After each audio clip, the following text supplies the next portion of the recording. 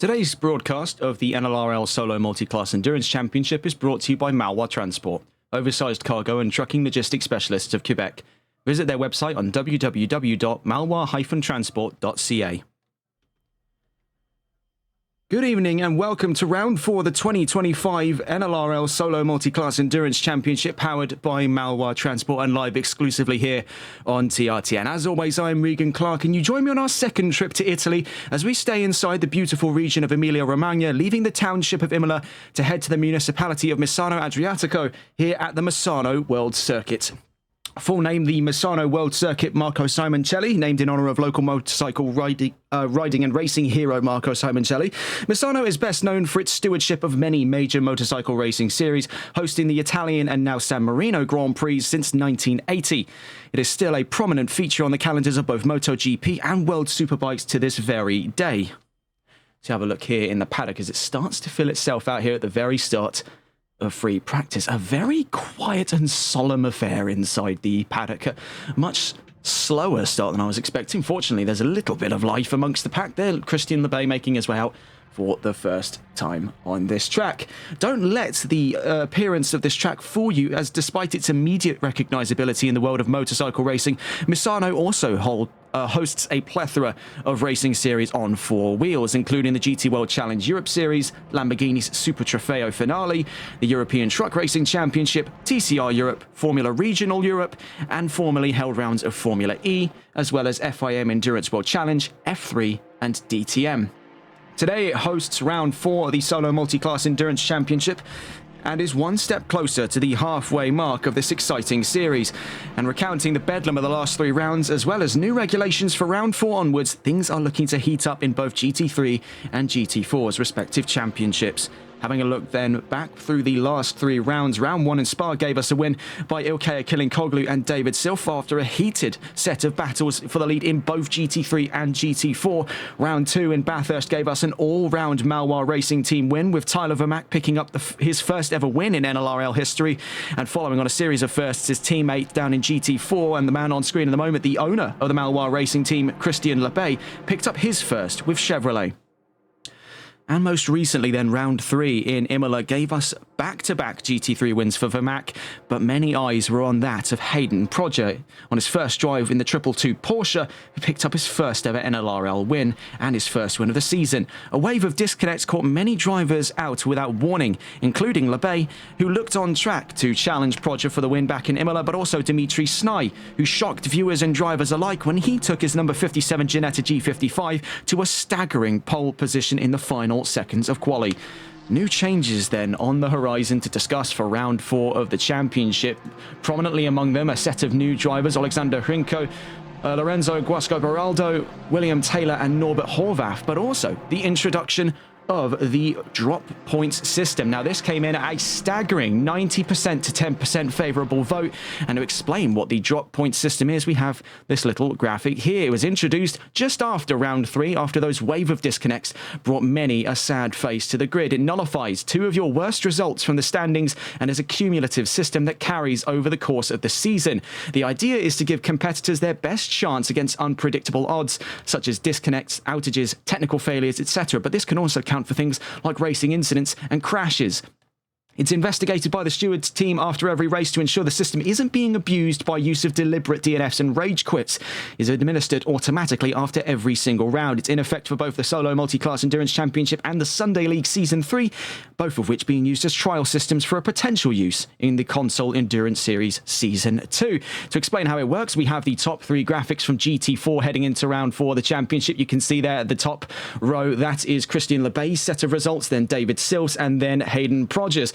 What you can see here is that 2 of the designated worst results, the lowest finishing standings, are absolved from points contribution in the standings. Note that in this early stage, even good results like a top 5 or a top 3 could be nullified, but this is not a permanent remark.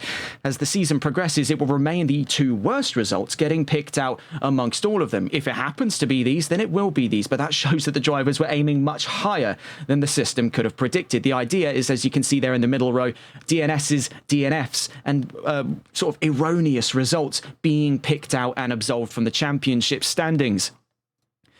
And it was a bit of a controversial change in the regulations. I'm sure plenty of drivers were quite confused heading into this round of the championship as to what that would entail.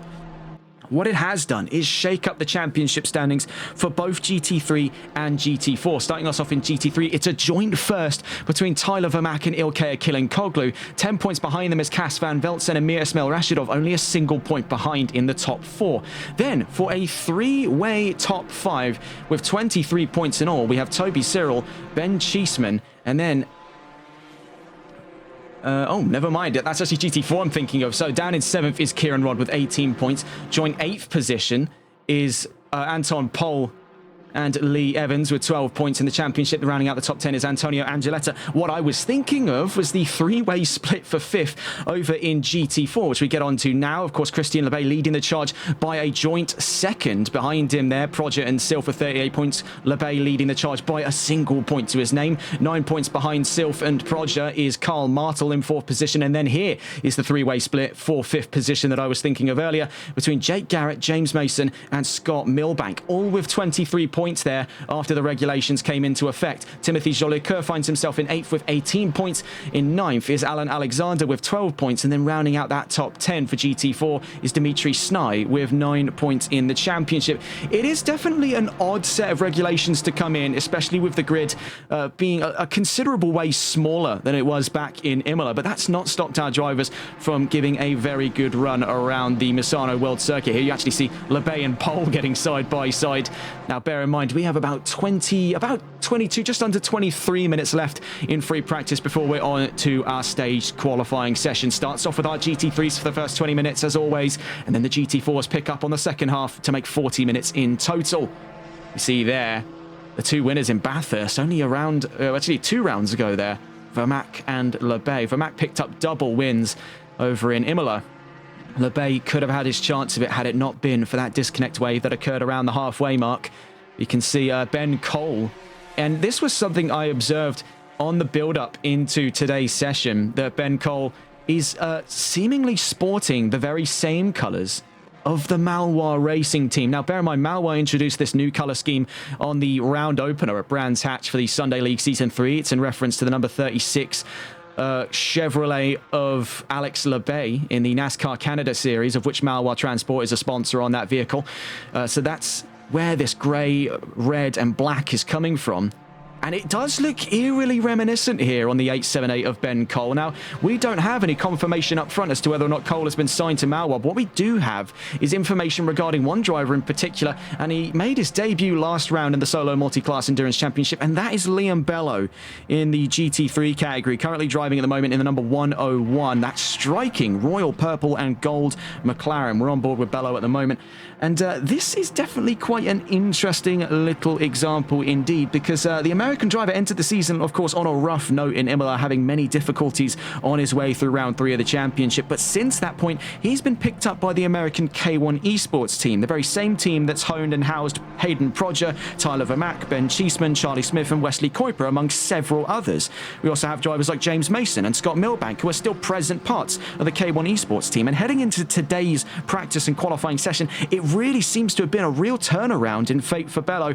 He's actually finding himself in a likely spot today for pole position. We'll have more to talk about that when we get into today's qualifying session. But rest assured, a hopeful sign here for the 101. The new driver from the United States of America. Now, we've seen precisely what North America is capable of producing here in NLRL. Of course, the last 2 champions of the Sunday League, the sister series to the Solo Multiclass Endurance Championship, came from North America, Canada and the USA respectively, for seasons 1 and 2. So high hopes here riding on the sort of golden placard that is continental North America for its driving standard. Having a look around the field then, here's James Mason, making his way down into, this is Caro curve here, turns 14 and heading into turn 15 on his way to Misano curve at turn 16. As a matter of fact, we'll stay on board here if Mason will be so kind as to give us an extra lap around the track, though We can never really predict when these things are going to happen. We'll stay on board, though, with James Mason. If he is going to go for one more burn around the track here in free practice, of course, plenty of time for him to do so. He crosses the line there on the second fastest time in categories. He makes his way around turns 1 through 3 here at the Variante del Parco. Now, this is one of several major attacking spots on this track. We've seen historically drivers will and can try their luck in this very section of the track, bringing us then into turns 4, 5, and 6 at the Rio complex here at the end of Sector 1. Very, very tight section here. You can see it's a squared off corner, but finds its way into a rounded double apex shape there as they make their way up and around turn 6. Have to absolutely slingshot their way down through turn 6 on their run to a very slight left-hand kink there at turn 7 to bring us into Quercia at turn 8. Another major attacking spot here. A very wide parabolic open hairpin left. So we've seen 2. We've actually, I believe, seen 3 wide in that section of the track before. Admittedly, doesn't go super well for all of the drivers involved in that. As we head into turns 9 and 10 here, another major attacking spot here at Tramonto, bringing us into a very sort of long and open back straight of the track.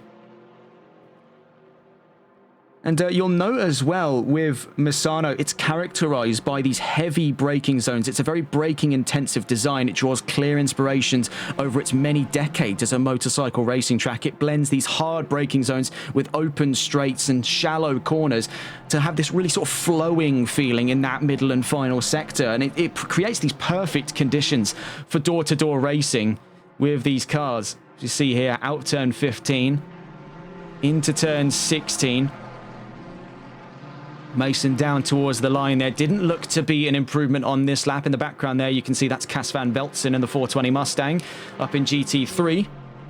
Crosses the line there. Last lap was a 1:43.377. This is one of our new drivers for today, and really, this does Crosby as quite a callback. It has been a long time since I've spoken the name of Norbert Horvath, the number 987, now driving for Ginetta. The last time we saw him here on TRTN was actually when we were first known as TRR, at the very waning end of the TRR Sprint Series in the 4th and final season.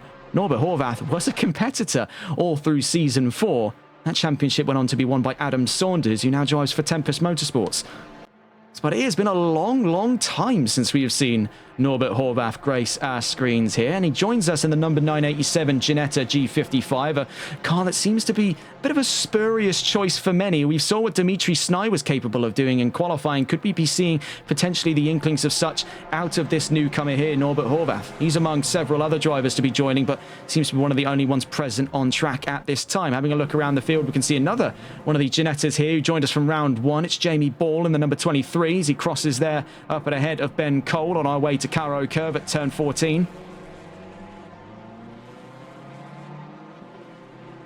Down towards turn 15 and 16. Now, I'm not entirely sure what's been going on in the court of Ben Cole, but having a look at some of his qualifying data, it's something is clearly direly wrong with that BMW. Now, we knew that him staying at AMG was never a permanent solution to the problems he was having. That 2015 AMG that he was using in round 1 was a no-go from day 1. I think it was pretty clear to see. Moving over to BMW has definitely had its fair share of teething issues, but Ben Cole still working on this development drive of his here. I don't believe, personally, we could be seeing him in a competitive drive today, as the times really do not spell a lot of confidence for him. But you can see where he's picking up the pieces. And yes, the BMW, for a newcomer to the game or someone who is still getting to learn the ropes, really, of the front-engined zeitgeist for GT3, it is not an easy car. It is very sharp. Sharper than the Aston, and a ways sharper than any of its other GT3 counterparts in front engine. So your Fords, your Mercedes cars, the BMW is notoriously sharp. Notoriously. We've seen, even on entry, that car was a real handful, and it makes no difference today, even after the balance patches. That BMW is one of the sharpest things heading into a corner, especially given the fact that that's a front engine car. That's just remarkable engineering, but it is not without its cost. Speaking of remarkable engineering, it's Porsche with the 718 Cayman. That was the talk of last round. Hayden Prodger took that 222 to the top step for his first ever NLRL win. His best result before that point was being on the podium, and that was in the Sunday League during his time with Ferrari. Of course, still plenty of hope for the British talent to rise through the ranks at Sunday League and take home a win in Season 3. And what a start it was, remind you, of Season 3 back in Brands Hatch. The first ever time in NLRL history. This has been since the start of NLRL, I should account, because we have seen a 1-2-3 before. This was back in GHR in the championship standings, as a matter of fact. It was a Ferrari 1, 2, and 3 at the very end of Sunday League. But in the NLRL administration, that was the first time we'd ever seen a manufacturer's 1-2-3. And that was courtesy of Rojnov, Van Veltzen, and Cassier. So we're just past that halfway mark in free practice. Having a look at what the timings are telling us today. Only 3 GT3 cars having set times right now. Ilkay are killing Cogley with a brand new paint scheme, I mind you. They're very, very pretty looking car. Number 35 now on a more monochrome filter than the last time we saw him. Lines up on the top of those timing charts. A 1:33.840 at the moment. 4 rounds, 1's race winner. And joint leader of GT3, Anton Pol, finds himself in second there in that bright green Nissan. The number 486, only 6 tenths off from the fastest time in free practice. Liam Bello, who we spoke of earlier, who was looking fairly confident in regards to his qualifying performance. We'll be able to touch more on that when we head into quali. GT3s will be the first out onto the field today. He finds himself 8 tenths away from pole position. Then looking into our GT4s, LeBay leads the timing charts. Mason in Division 2nd, Proja Division 3rd there as he makes his way to the line. Only needs to find a few thousandths of a few hundredths, actually, I should have said there, for Division 2nd, and does so. Puts himself up and ahead of Mason. Millbank Division 4th, Ball and Horvath Division 5th and 6th there. We've just seen a new time come in. That's Cas van Veltzen putting himself in between Pole and killing Koglu. So a bit of a slow build into today's round, and definitely lower numbers than we were expecting compared to Imola. About 7 GT3s, and looking at it there at 6 GT4s. Does make you wonder where the rest of the crowd went after Imola.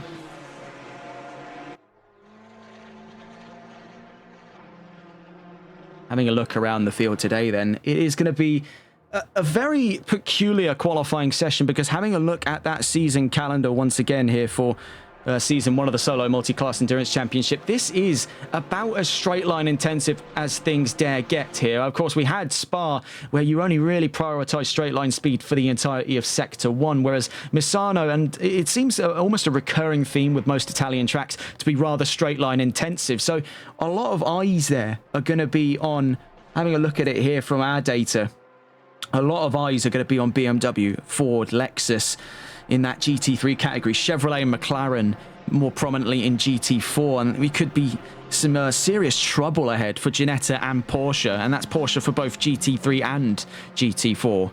Not best known for straight line speed, as we've seen before in other series.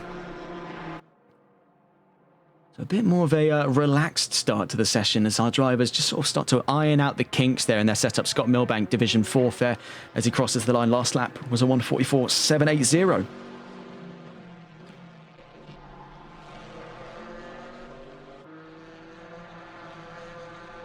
Here we see Christian LeBay, Division 1st at the moment. He's on GT4's fastest time of free practice, and he looks scheduled for a pole position. Again, more to touch on that when we get over to qualifying. What we can reveal at the moment is the balance of performance heading into Misano, and may as well start off on a topical note here, covering our GT4s. Having a look there, Chevrolet only managed to gain 2 kilos coming into this round. It's really Ginetta on the short end of the stick with 11 kilos. Now, bear in mind, that's a bit of an insignificant blow when you consider that Ginetta is one of the lightest for curb weight in the GT4 class. So this is a bit of a minuscule blow to the already featherweight G55. BMW gained 5 kilos. Porsche only gaining a single kilo. Mercedes on net neutral. Aston Martin losing 7 kilos, McLaren losing 12, and KTM losing 26. Then into our GT3s for balance of performance, and it still smiles all round at the Lexus paddock. 32 kilos taken away this time from the RCF. Nissan lose 2 kilos, and they're on similar terms with Ferrari at the moment, who also lose 2 kilos. Ford finds themselves in a net neutral position. Now, I never thought I'd see this. It's an incredibly rare sight to see Ford, who are the proverbial new kids on the block for GT3, find themselves in a situation where they are not on the short end of the stick. And that's much the case for BMW, with 11 kilos added on that M4. McLaren with 6 kilos, Audi with 5, Porsche with a single kilo added in GT3.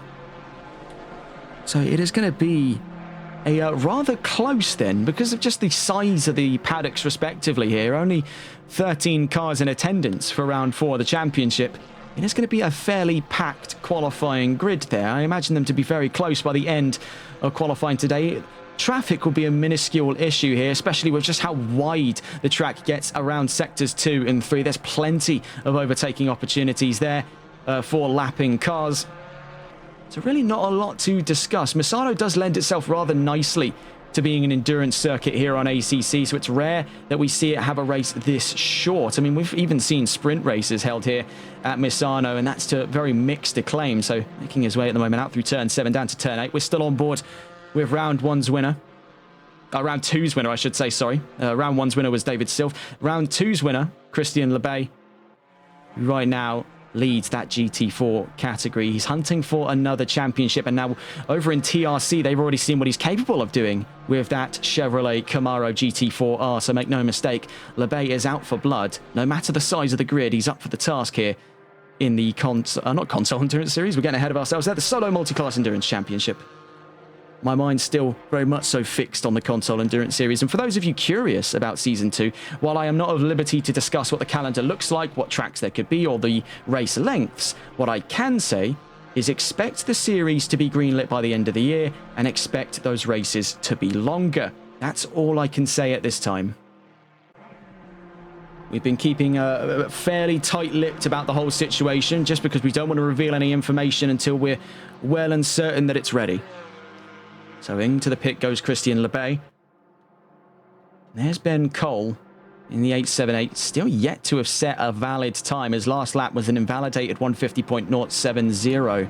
Something is wrong with that BMW. We can see a very packed section of the track here. Ben Cheeseman, James Mason and Cas van Veltzen on their way through Misano curve at turn 16. Van Veltzen second fastest at the moment in free practice. Will be raring to get out of the gates for the start of qualifying in about just under 8 minutes time.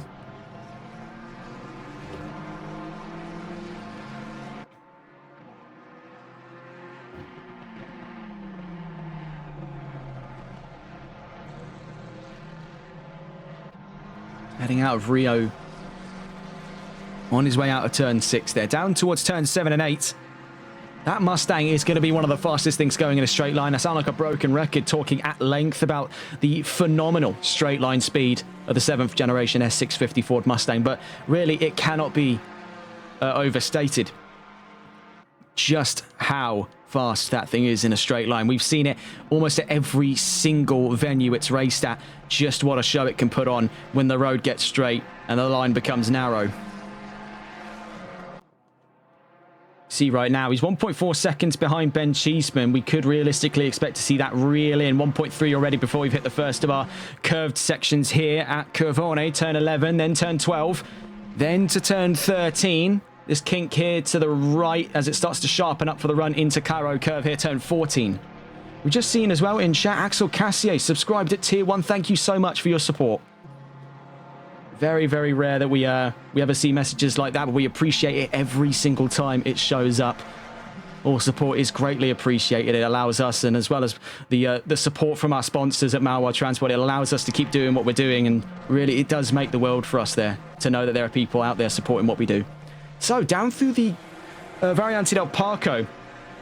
Now, long-time viewers of TRTN will know back during our time as the stewards of the GHR Xbox Endurance Championship will know of a major incident that went on down at the Variante del Parco between the IGF Motorsports Porsche and one of the exclusive McLarens, as there was a massive rear-end stunt. I believe it was Danny Meeldijk and Marcus Pilkington. I might be mistaken on that one. It was a opening lap incident that already created its own spur of chaos in the opening section of the track for the first round of the Xbox Endurance Championship, and it was a bit of an iconic sight for us there. There's those little pangs of that faint memory heading down into the Variante del Parco, but what it does teach us is a valuable lesson. Very, very easy, especially front to rear, for drivers to shunt one another off track, and it's not the first time we've seen an incident like that, and I guarantee you one thing, it will not be the last. See here, Liam Bello is already boxed in one lap there. After turn 6, wasn't happy with what he was seeing with the McLaren.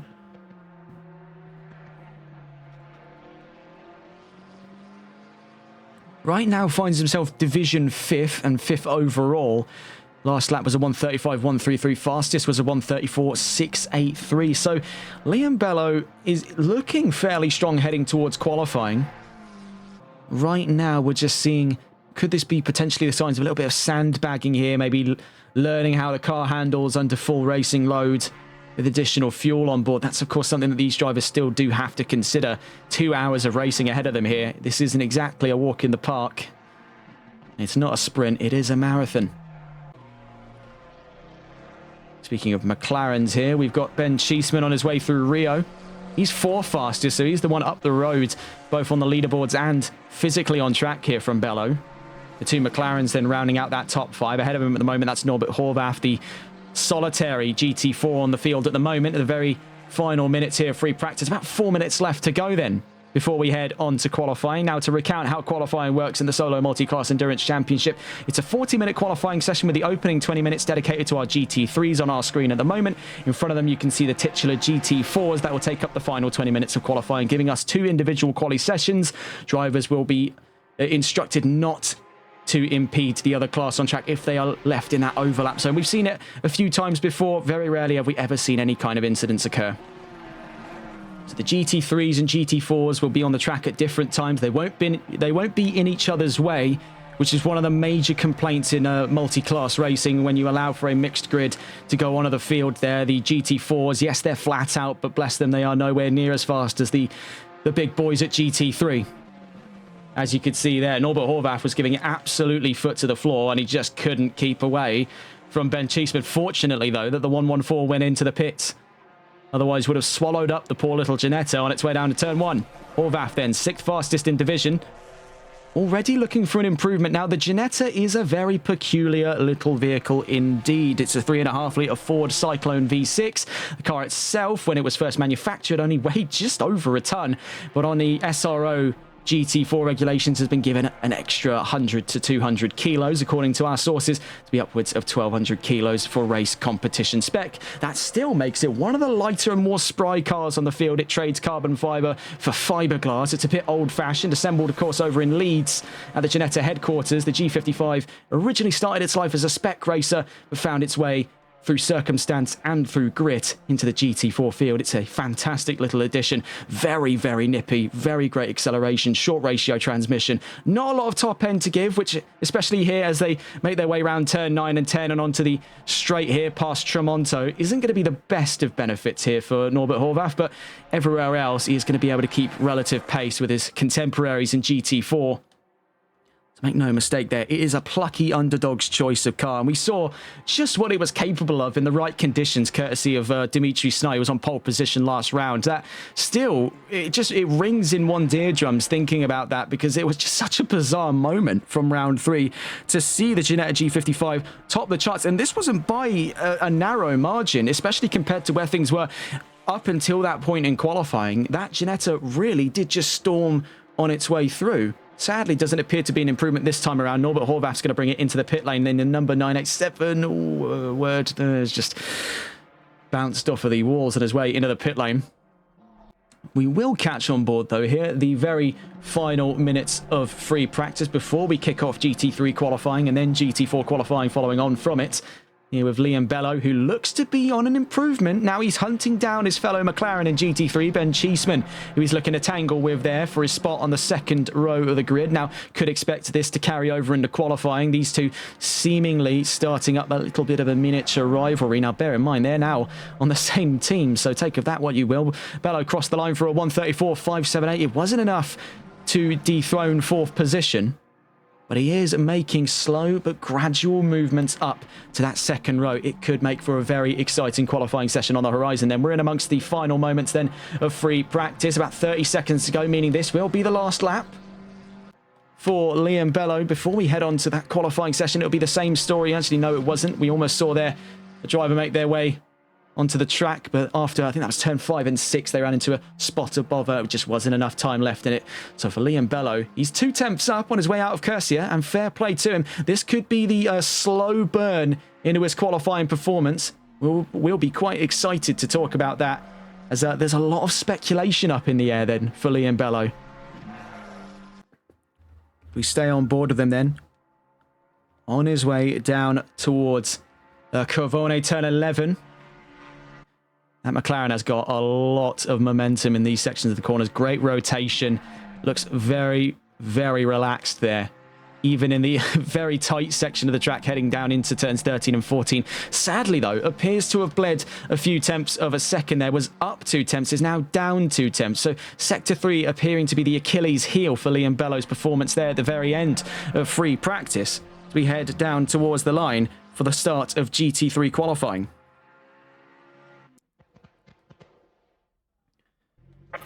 So then, GT3 qualifying is underway, and already out of the gates, we can see quite a lot of movement there. Anton Pol, Ilkay Kilinkoglu, Tyler Vermaak are top 3 there to make their way out.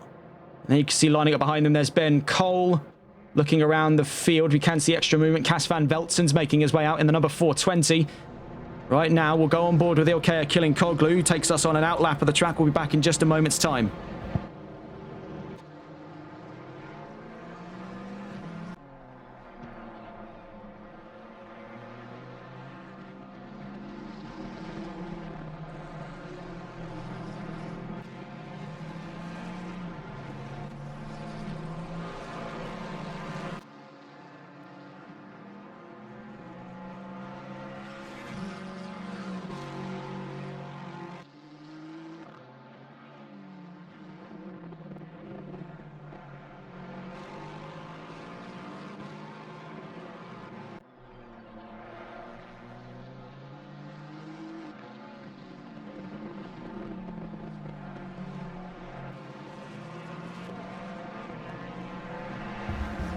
So as we're still on board with Ilkay Kilinkoglu, you can see moving up ahead of him there was Anton Pol in the last couple of corners. Tyler Vermaak's right on his tail. We'll wonder whether or not the Lexus will peel off or if he's going to start piling on the intensity here for the McLaren. They're out through turns 12, then turn 13. It's very nearly contact there between the pair of them. So absolutely brazen intensity between Vermaak and Kilinkoglu in contention for pole position. So may as well hop onto the discussion then of GT3's qualifying predictions. And with only 7 pieces of data to go off of, that's plenty enough with 7 drivers on the field. So right now, Ilkay Kilinkoglu predicted a pole position with a 133.430. Tyler Vermaak predicted second. Liam Bellow predicted third. Van Veltsen 4th. Cheeseman 5th. Pol 6th. And Cole 7th. You can see there with Ben Cole, this was the time I was speaking about earlier, 142.045. You want to bring up the GT4 qualifying, that's only 3 tenths off, as a matter of fact, from the fastest time of GT4. So something definitely erroneous for the 878 BMW, but for Kilinkoglu, he's looking to lead the margins here by upwards of a predicted 3 tenths and 5 hundredths of a second to the nearest car, that being Tyler Vermaak. So we watch on board then with Kilinkoglu. Sadly, our telemetry is not much of use to us at the moment, still registering this as an extended outlap. But as he goes barreling down towards turns 9 and 10, we'll actually catch on board with the car up ahead of him here as our benchmark time, the number 486 of Anton Pol with Nissan. On his way through Corvone, there's Anton Pol.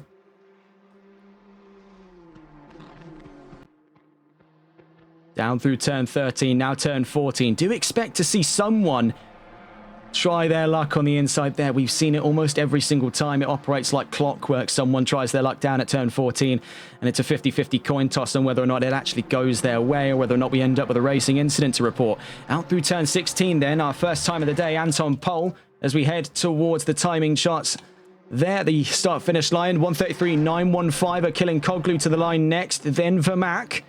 So Kilinkoglu to the line and doesn't set a time on that last lap, but Vermaak, does he appear to do the same? Same story. But is it the same story for Cas van Veltsen? He crosses the line, and all 3 of those drivers did not set valid times on their opening flying laps there. So perhaps an indication track limits may not be so favourable compared to where things stood in free practice. Anton Pol then takes a provisional pole. Liam Bellow puts himself within 7 tenths there onto provisional second, but we'll see where that stacks up when Kilinkoglu and Van Veltsen and Vermaak set their times. So we've also yet to see times here out of Cole and Cheeseman. We'll stay on board with Ben Cheeseman though as he makes his way out of turn 15. He's down to turn 16 at Misano curve on his way to the line. Just about 4 minutes into the session here. Across the line goes Ben Cheeseman. He stacks up on provisional 3rd place. Right now, still leading the charge as next to the line is Anton Pol. You can see, though, looming in the background there, that stealth black number 35 McLaren of Ilkay Kilinkoglu. Then Vermaak, then Van Velzen. It seems to be, right now, it's anyone's game here. A bit of a Wild West scenario that we find ourselves in with these drivers, with such little data to give concrete evidence as to whose this can go in. I mean, most signs at the moment do point to Kilinkoglu, but we have seen even stranger things occur over the course of qualifying in the Solo Multiclass Endurance Championship on much less predicted circumstance. So down towards the line goes Ilkay Kilinkoglu. Could it be a valid lap in this time? We've already 3 times on the chart. Does he dethrone Pole for pole position? Makes his way to the line and does so with ruthless efficiency. What is Vermaak's response then? Making his way to the line. Doesn't set a time. Van Velzen does, and it's up to 3rd fastest there for the number 420. So the Lexus with a bit of teething issues in regards to track limits there. We see Ben Cole to the line, but that looked like a disconnect. No, as a matter of fact, just a temporary bug there for the 878. Down to the line, he sets the 6th fastest time, but that is serious connectivity issues we're seeing firsthand on the 878. Vermaak then, the dark horse of GT3 at the moment, has yet to set a time.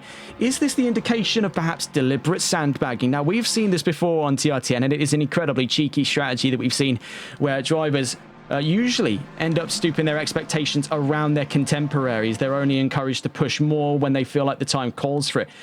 I'm not sure Vermaak is trying his hand at psychological warfare, because that was something I only ever saw over on F1.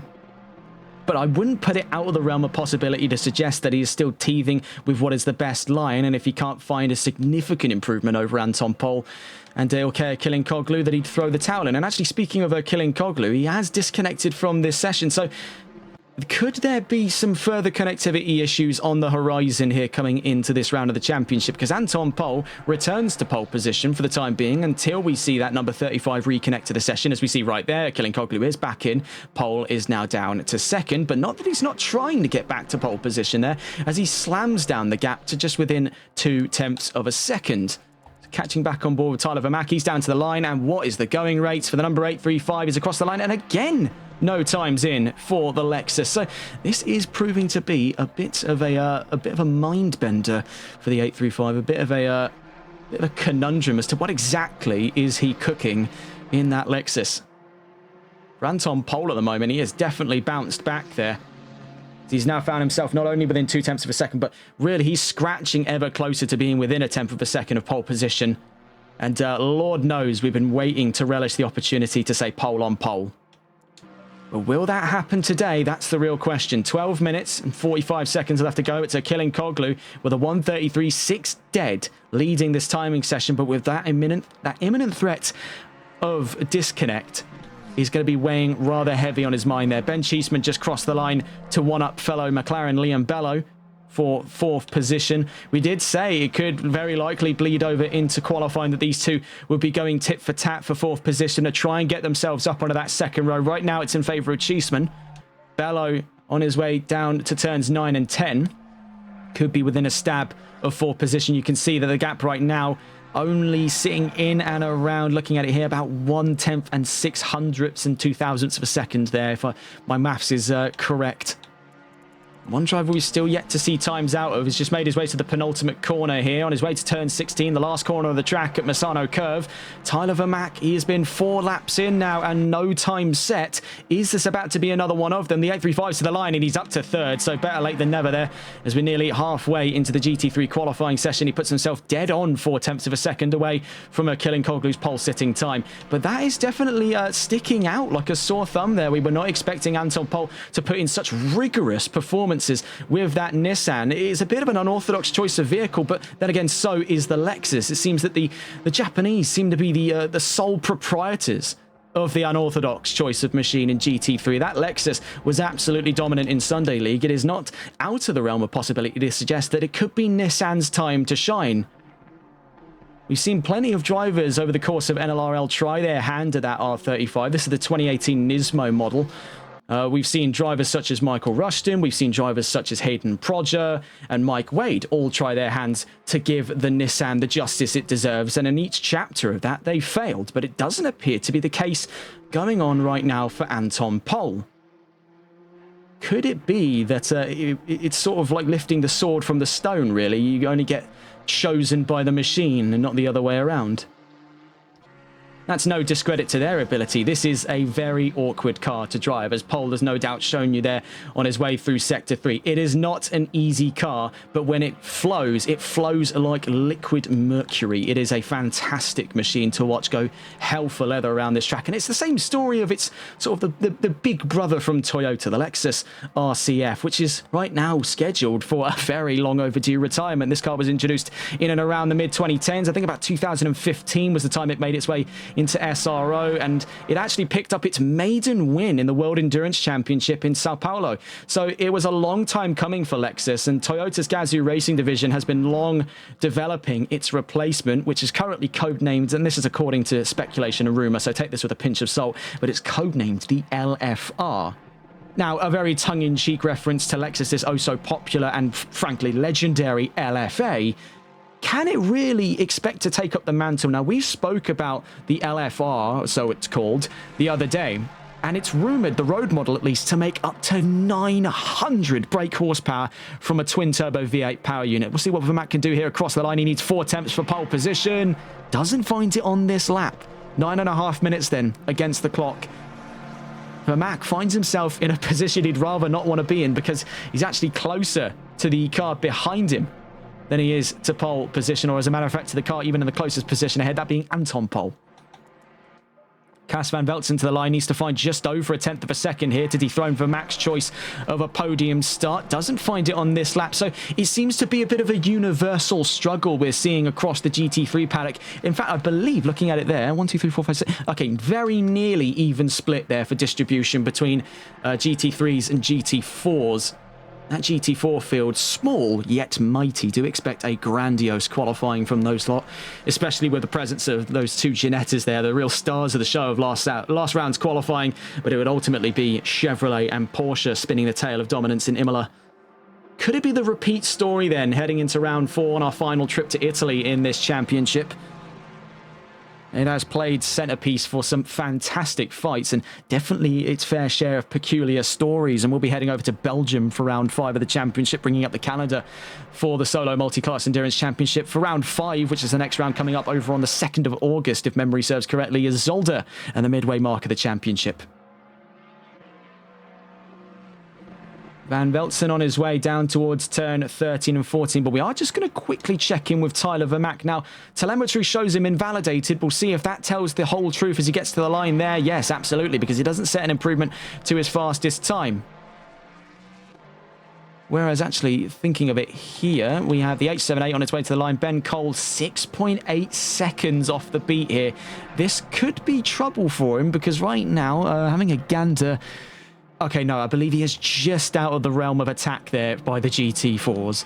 Cas van Velzen across the line. Doesn't find an improvement. So I must say, as far as things go, it has been a very quiet... I think saying anything besides that would be insulting. It's a very quiet qualifying session we're seeing here. And I think that owes to the fact the grid's smaller, there's less intensity to grab pole position here. Even on the worst of it, you're picking up 7th. With 7 minutes left to go. That's not to say these drivers aren't going to give it a very good go here. The number 101 is next towards the line. We'll catch on board then with Liam Bello. Now, he was predicted inside that top 4, so it does puzzle me how he's yet to reach that stage. Has it been a case here where we're looking a little bit more at the perfect condition scenario for these drivers? And actually, come race day, this is when things start to fall apart a little bit. Now, we don't know how many laps these drivers are clocking in on that practice data. We can actually see there a very late entry to GT3, and he's got 6.5 minutes here to set a lap. That's William Taylor in the number 49. Now, this is one of our new drivers joining us for today. Is he going to be able to get out of the pits, though, in time? That's the real question. William Taylor in the number 49 could make car number 8 here in the GT3s, and I believe that was a disconnect. Fantastic. Oh, no, there he is. G-Portal really does raise your heart rate here. And, oh, that's happened again, and it was permanent this time. Oh, boy. Can't keep going on like this, can it? It can, and it will. 0.3 of a second then, Tyler Vermaat has narrowed the time down to between himself and Ilkay Killing-Koglu's leading time of a 1:33.6 dead.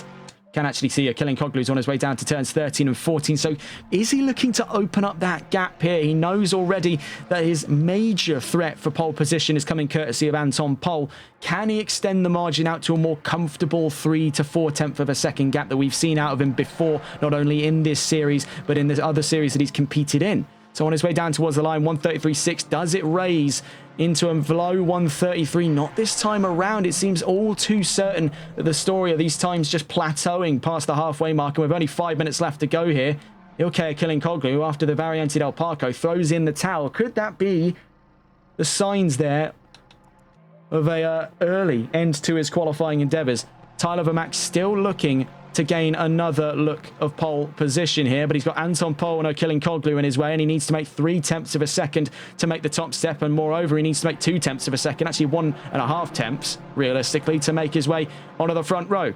So can he do that on this lap? Bear in mind, 4 minutes left to go, so there's still plenty of time left in it as he takes his next run around the track. We don't see an improvement from the 8.35, so it seems to be a very uphill battle here in Misano qualifying. And it is not easy, to say the least, for these drivers to cope with the seemingly ultra strict track limits. Then Cole on his way to the line. Do we see an improvement from 6.8 seconds out on the 8.78 as he crosses the line? Yes, we do, to 5.9. So as we can see, he may not be in competitive stead for Misano, but he is making his own string of improvements. So you got to really give respect where it's due, because as someone who's tried to compete on a sprint series grid before, it's one thing entirely to queue up for an hour-long race. It's another thing entirely to start stacking multiple hours here on this game, and I have to respect it at every beck and call. Sadly for Cheeseman, doesn't find an improvement over the course of that last lap, and Cas Van Veltsen finds his way ahead now to put Cheeseman at the back of that top 5. Van Veltsen's within just actually over half a second to pole position, so it could come down to the wire here. Those GT4s are raring to go from the pit lane. See, Tyler Vermaak is next on his way to the line. He's down through turns 13, now turn 14 at Caro Curve.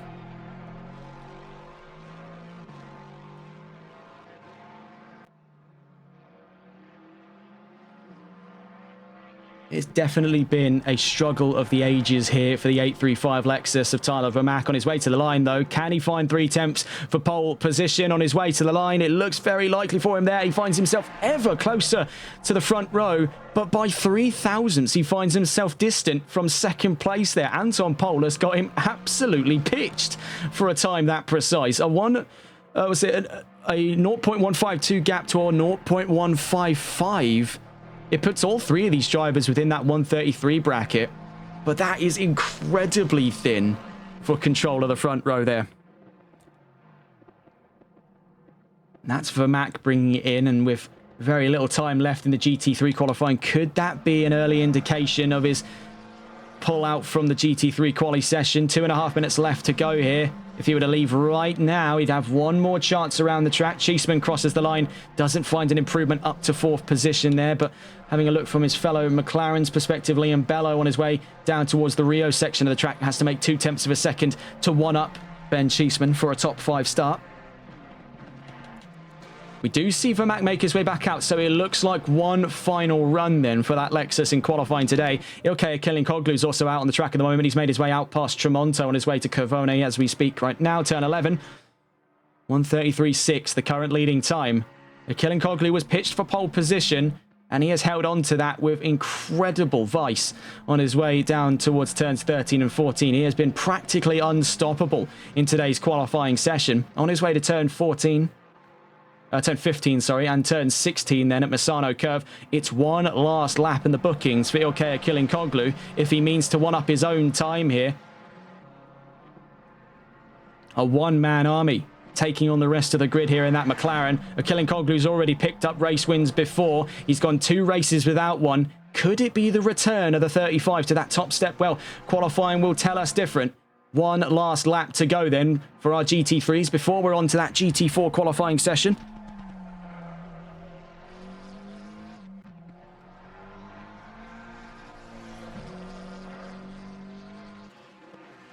Oh, and into the wall past turn 6. That's the end of the road for Ilkay Killing Koglu. Sadly, couldn't get a replay on that. That is a dire end to the session for him, but does Tyler Vermaak find 3,000ths for second place? He makes his way across the line. He's got just one more lap before he's in the overlap zone for GT4. Could find himself in a little bit of trouble here if he doesn't wrap things up very, very quickly. So see a driver out on track at the moment. Cas van Beltsen just brings it into the end of his qualifying endeavours past turn 6. Another victim there of the end of Rio. Liam Bello just on his way down towards Cursia at turn 8.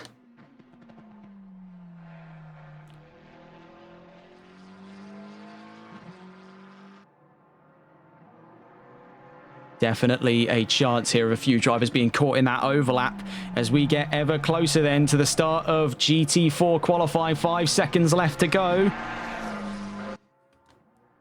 And now we are into GT4 qualifying. That has officially started. 20 minutes against the clock. Our GT4s will be let out onto the field. James Mason, Christian Lebay, Hayden Prodger, and Scott Milbank are top 4 there for the start of GT4 qualifying. But our drivers are caught out in the open. Vermaak, Bello, and Cole all still out on track as we speak. Vermaak having brought it into the pits, he'll start from 3rd. Bello, the last driver to set a time for the GT3s, and you can see he was slowing down a ways after turns 14, now into turn 15. Is he going to be looking at a run into the pits? Yes, there goes the 101. Sadly, couldn't find his way into the top 5 at the end of GT3 quali. Now we get on board with our GT4s, and it's a broadly different story here because now bringing up the topic of the GT4s, we have even less data to provide compared to GT3, and that's going to make things even more exciting because it leaves us with relatively open expectations. Only 4 bits of data, but mind you here, 6 drivers on the grid, so 2 drivers left unaccounted for. That could come along and take some serious bites out of the proverbial cake here in GT4 quali. Right now it has Christian Lebay pitched at pole position, Hayden Prodger 2nd, Jamie Ball 3rd, and Timothy Jolicoeur in 4th. You'll note that Jolicoeur is not even in this race.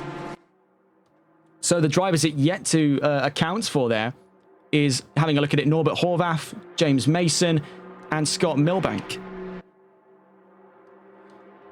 So as we go heading down towards turns 13 and 14 then at the start of GT4 quali, let's get on board with James Mason, the early bird as it were. He's always the first out of the gates here, first into the fray. And we'll see what he's capable of then as our first time into GT4 quali as we just come to the end of his outlap onto our first flying lap of the day. The number 23 is out on track ahead of him there. Just getting a gander as to who that could be up the field at the moment. We'll stay on board though with that AMG. You've really got to appreciate that fact out of James Mason. It's this boundless enthusiasm at the start of quali. He's always first out of the gates. He is the proverbial early bird. And could he get the proverbial worm? That's the real question. The worm, of course, being pole position in division. Right now leads that charge. Up ahead of him is just starting their flying, not their flying, sorry, their outlap. That's the number 23 of Jamie Ball with Ginetta. Mason then out of turn 6 at Rio. Not too far away then is Hayden Prodger, fellow driver at K1 Esports. The 413 and the 222. Mason's feeling fairly confident today, so I've heard, in the chatter between himself and fellow K1 driver Scott Milbank. The two looking to get a little bit elbows out today if they end up on the same stretch of track. Won't go into precisely what they said. Down towards turn 9 and 10.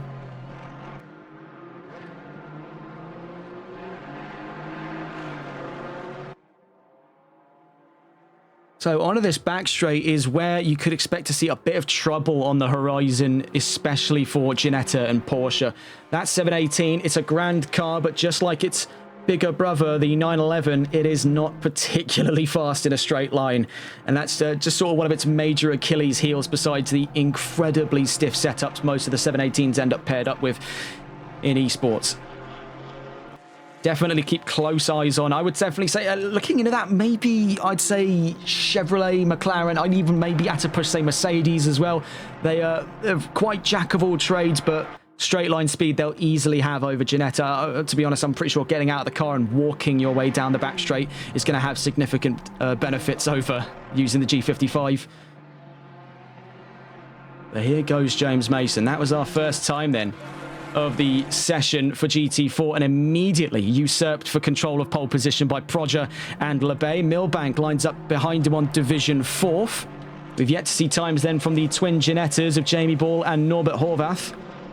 Horvath down through the Variante del Parco. Jamie Ball's just on his way out of Curcia, down towards Tremonto at turn 9 and 10.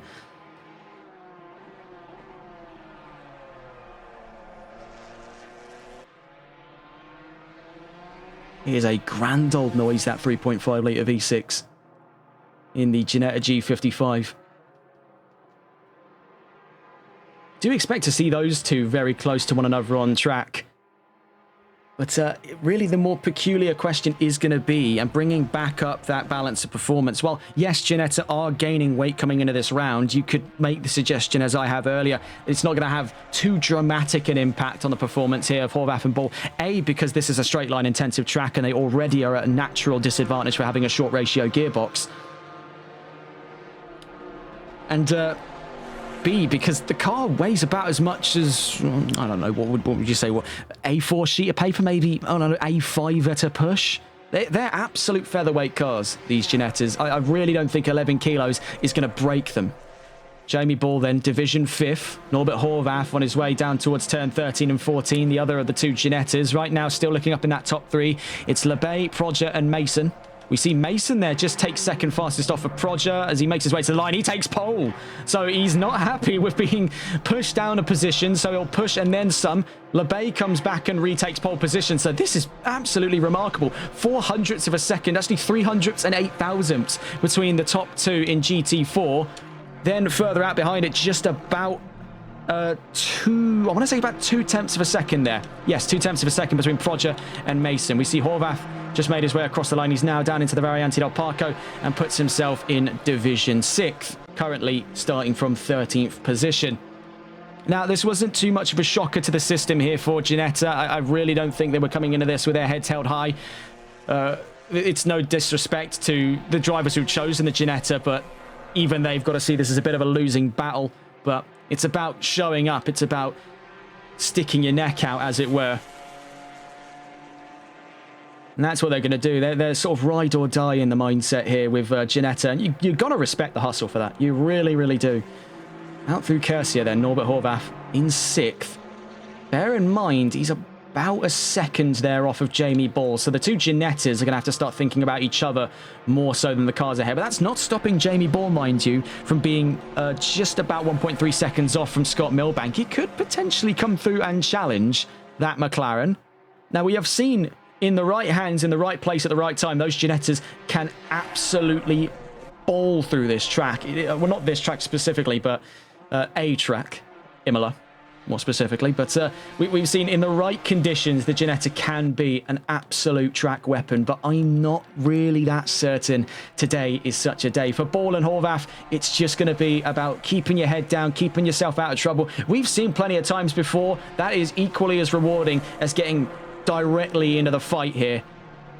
So really, it's for Ball, he finds himself a lot closer to the rest of that field. He could absolutely afford the rights to start scrapping on his way through the Variante del Parco. Dare I say, even on his way down into Rio and then down into Curcia at turn 8. But once you get out past turn 9 and 10, it's not looking good.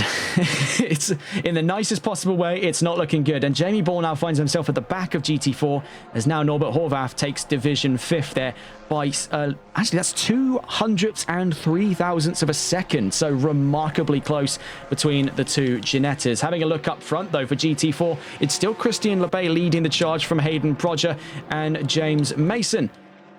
Scott Milbank finds himself Division 4th and the back then, Division 5th and 6th, Horvath and Ball with the two Ginettas. Really, it's a case here of who comes out on top between Chevrolet, Porsche, and Mercedes. Now, where the Porsche, I definitely say, has the other two pitched is in the department of maneuverability. It is a very, very sprightly car.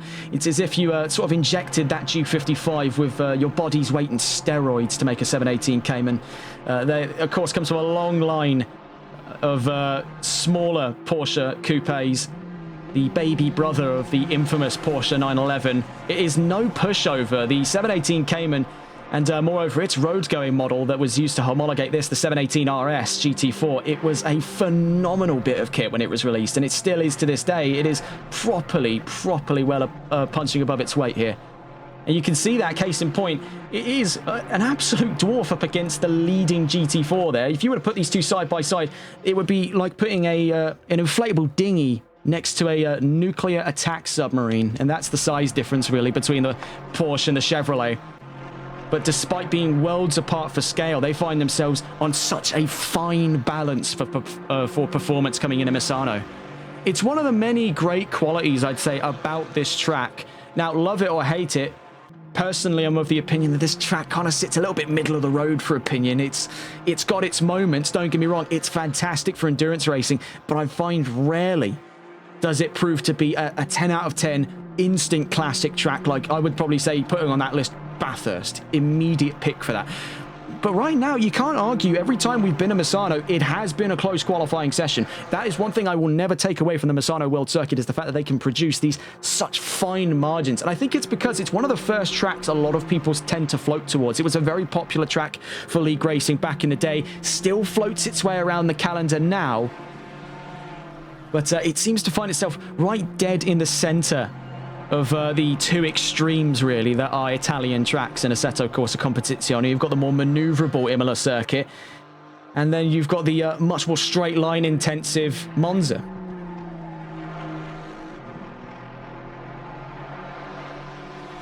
I've just noticed there a little detail between oh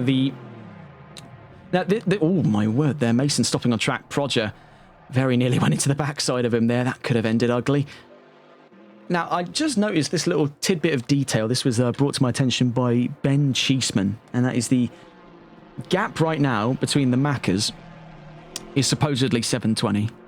That's, I'm pretty sure, the gap between the McLaren and the Ford. The actual gap between the Maccas is 993. I don't mean to be an actually about that, but I've just noticed that as well. It is cool, though. Very cool. The two McLarens separated from Cas van Velzen's Ford by 720 thousandths of a second.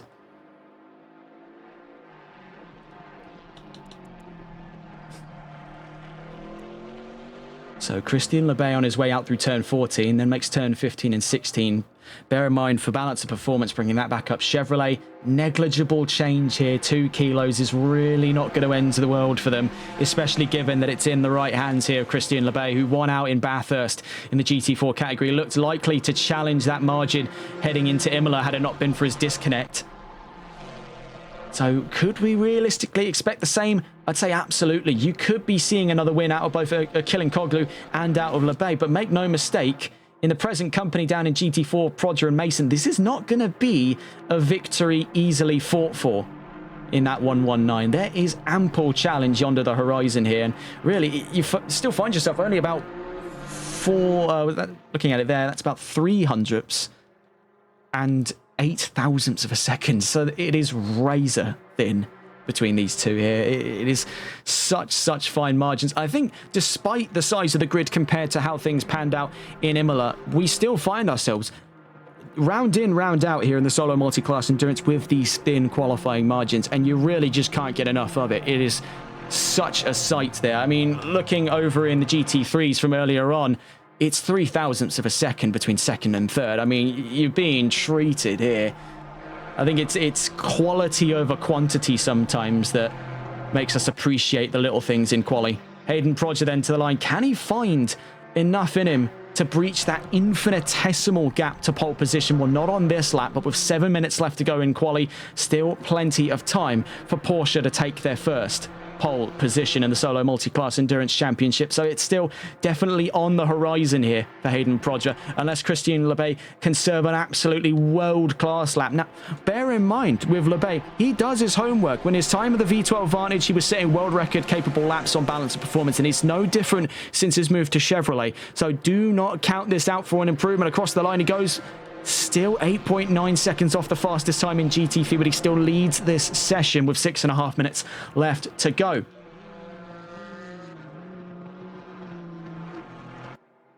Next towards the line at the moment, having a look on our readouts here, is the number 23. It's Jamie Ball. So back onto that discussion, as it's still incredibly thin, that fight between the two Ginettas at the back of GT4.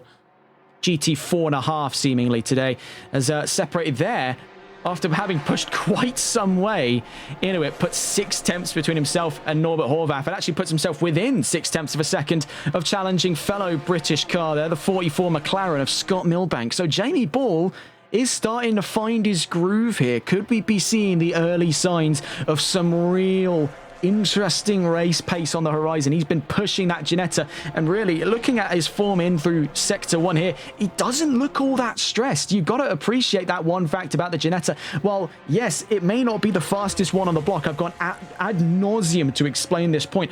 You cannot deny it is on absolute rails when the time calls upon it. As we see there, Hayden Prodger just crossed the line for pole position, and by 4 tenths of a second thereabouts to Christian Lebay, who's on his way right now to turn 14 at Caro.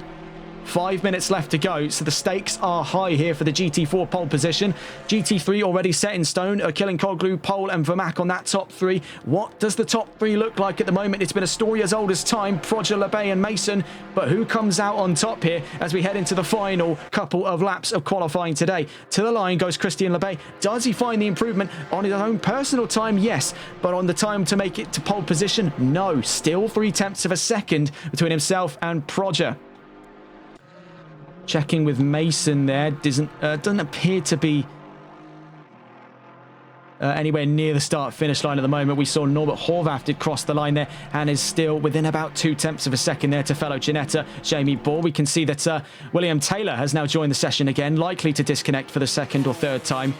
Really don't know what's going on with the servers today, but because he's joined late, he sadly won't be allowed to participate in qualifying. He'll have to start behind the GT4s, and that's definitely going to be a bit of a daunting sight if you're Horvath and Ball, or you're starting towards the back of the GT4 field, and breathing down your necks is one of the most competitive GT3s on debut. The BMW M4 made its debut at I believe it was the Abu Dhabi 24 hour, and was incredibly competitive on its debut.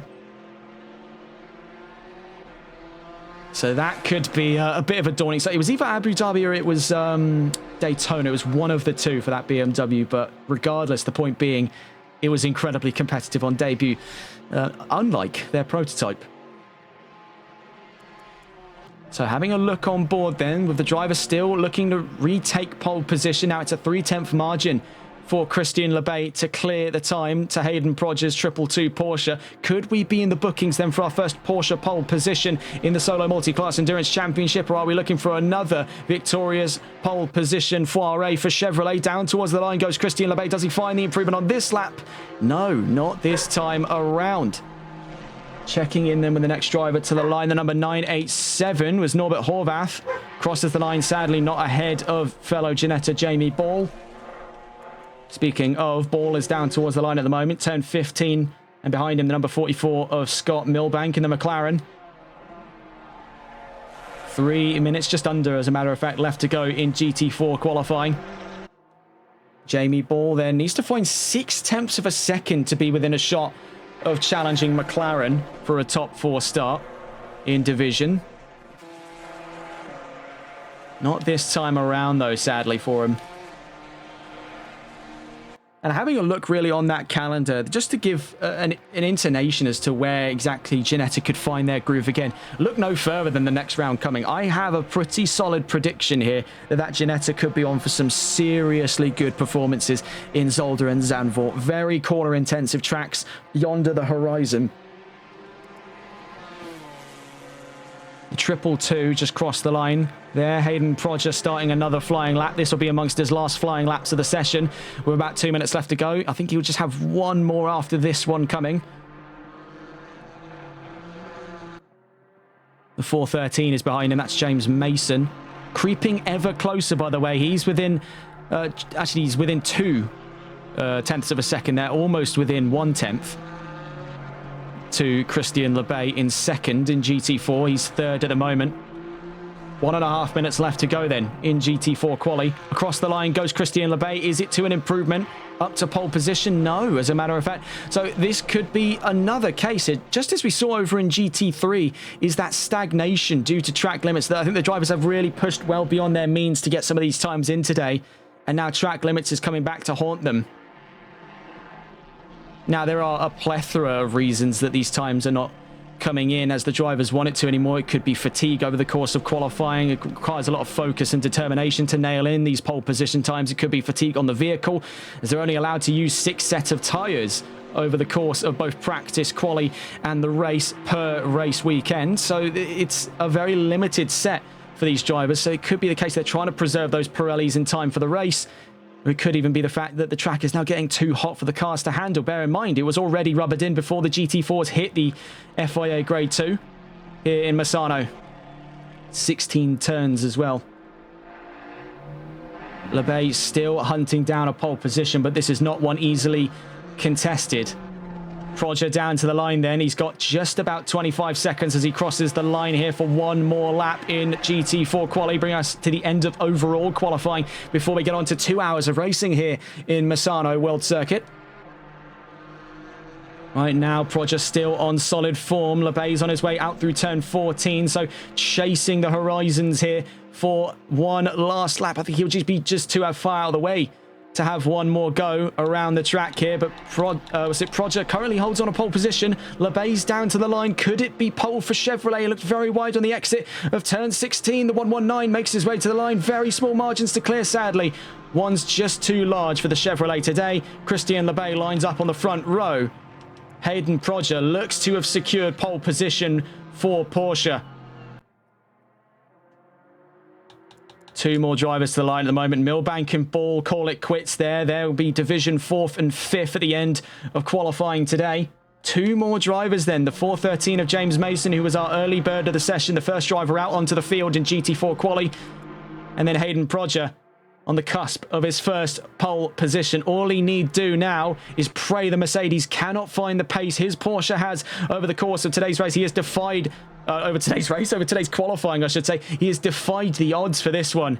We didn't have very high hopes for Porsche in terms of straight line speed on a track like Misano. It's not difficult to see where those fears come from, but Hayden Proger has proven us dead to rights wrong then, as he makes his way through turn 15. Very wide exit there, and on his run into turn 16.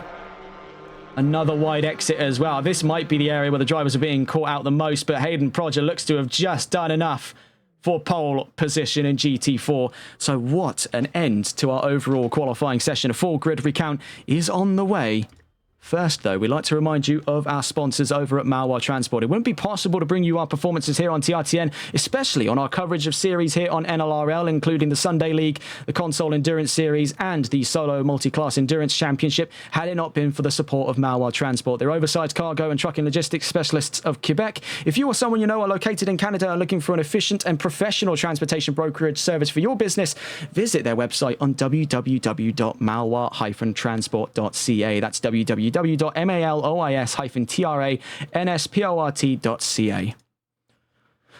So then, onto the grid for round 4 of the championship, and starting things off on the GT3 category, it's Ilkay Akilinkoglu on another pole position. Anton Pole ever so close to giving us the opportunity to say pole on pole, but he lines up second. Tyler Vermaak in third, with Cas van Veltzen 4th, Ben Cheeseman 5th, Liam Bello in 6th, and Ben Cole in 7th position. Then moving our way down into the GT4 category on a very small grid for today's round, it's Hayden Proger on pole position for the first time. Christian Lebay in second. James Mason and Scott Milbank make a very competitive second row. Jamie Ball and Norbert Horvath make an all Ginetta third row. And then the erroneous example of a GT3 missing the window, William Taylor starts from dead last, 14th, division 8th.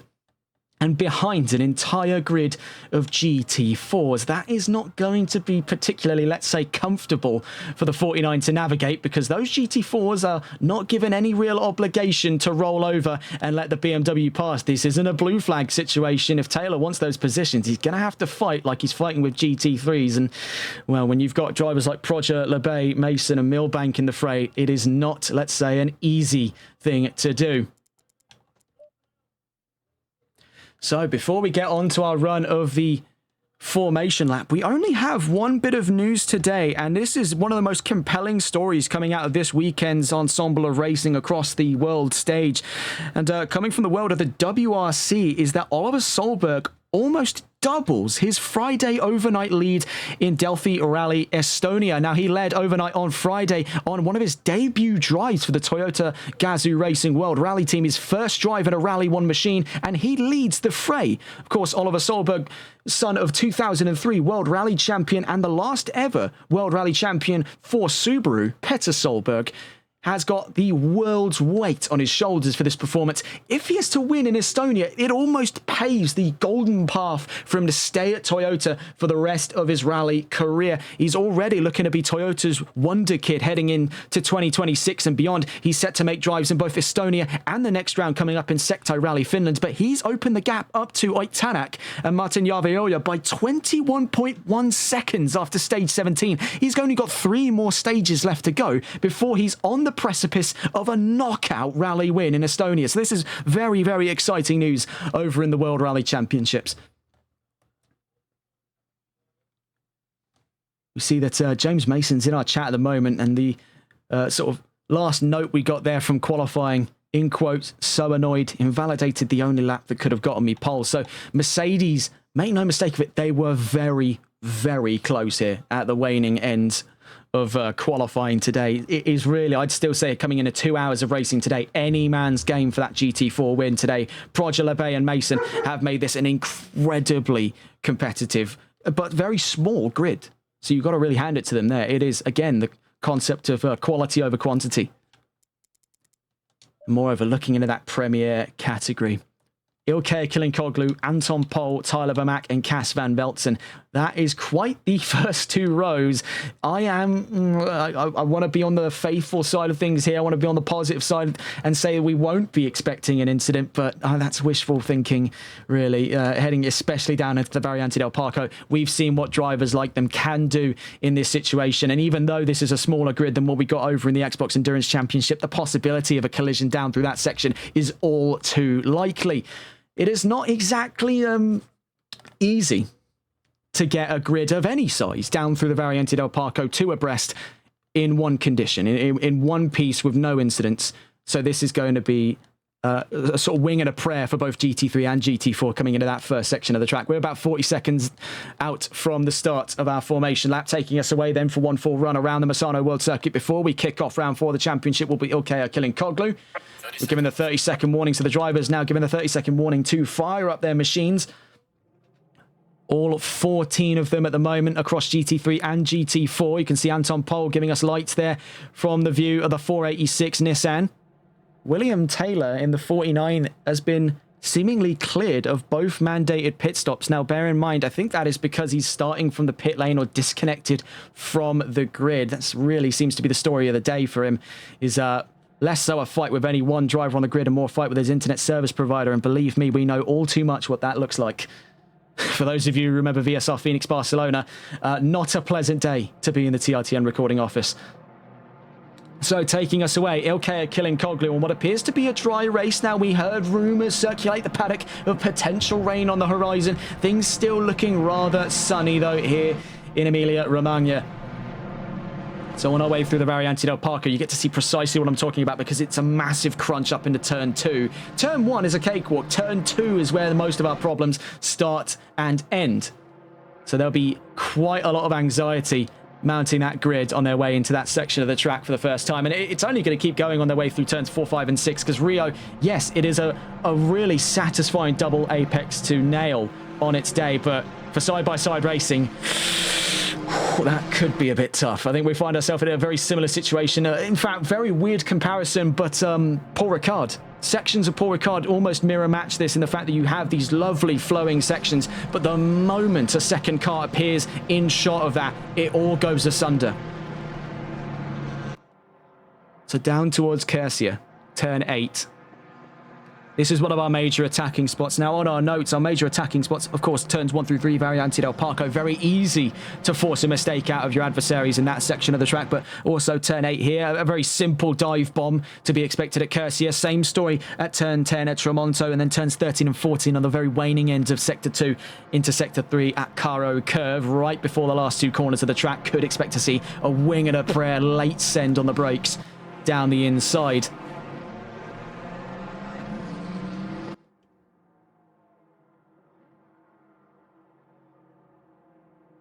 We make our way then down that incredibly long and then winding back straight.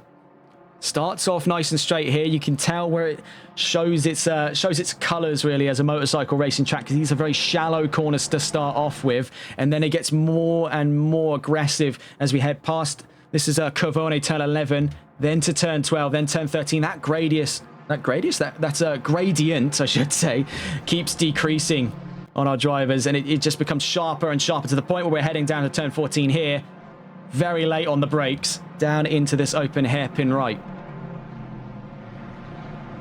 And so the lineup process has begun. 8 GT3s. And right now, looking at it, I think about 6 or 7 GT4s on our way to the line. 6 GT4s, I'm told. On our way down towards turn 16 then. A smaller grid than anticipated, but make no mistake, the race will be grand. On our way to the line then, on the long run to the start-finish straight here at the Misano World Circuit for round 4, the 2025 NLRL Solo Multiclass Endurance Championship by Malois Transport.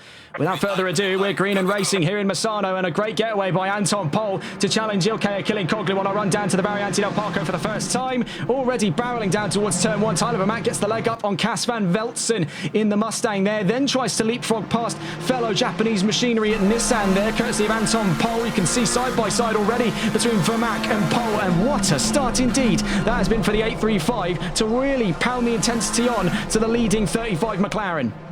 What an opener there for the GT3s. Already Pol drops from 2nd to 4th and is still floundering about there. What's that disconnect for Ilkay Kilinkoglu? Am I seeing things correctly there? That has gone horribly wrong. I mean, it's paid for Tyler Vermaat because he's been netted a free position, but that has got to be one of the worst feelings in this game. Tyler Vermaat then now leads this charge, new race leader.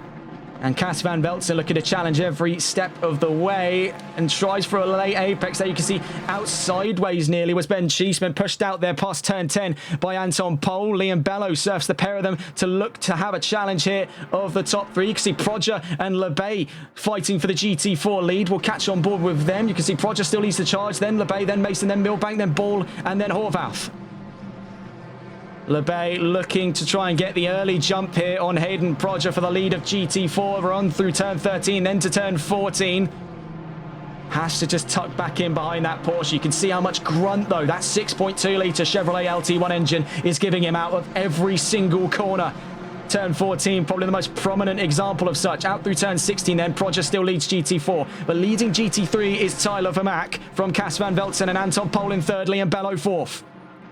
And that is an incredibly close top 3 at the moment. From Vermaat's perspective, you can see it is so fine, that gap between the top 3. A bit of a washout there past turn 3 at the exit of the Variante del Parco for Cas van Velzen. We do have yellow flags out. The number 878, that was Ben Cole, if memory serves correctly. Yes, in trouble there, and now spun around the wrong way, facing up the wrong side of the pit entry.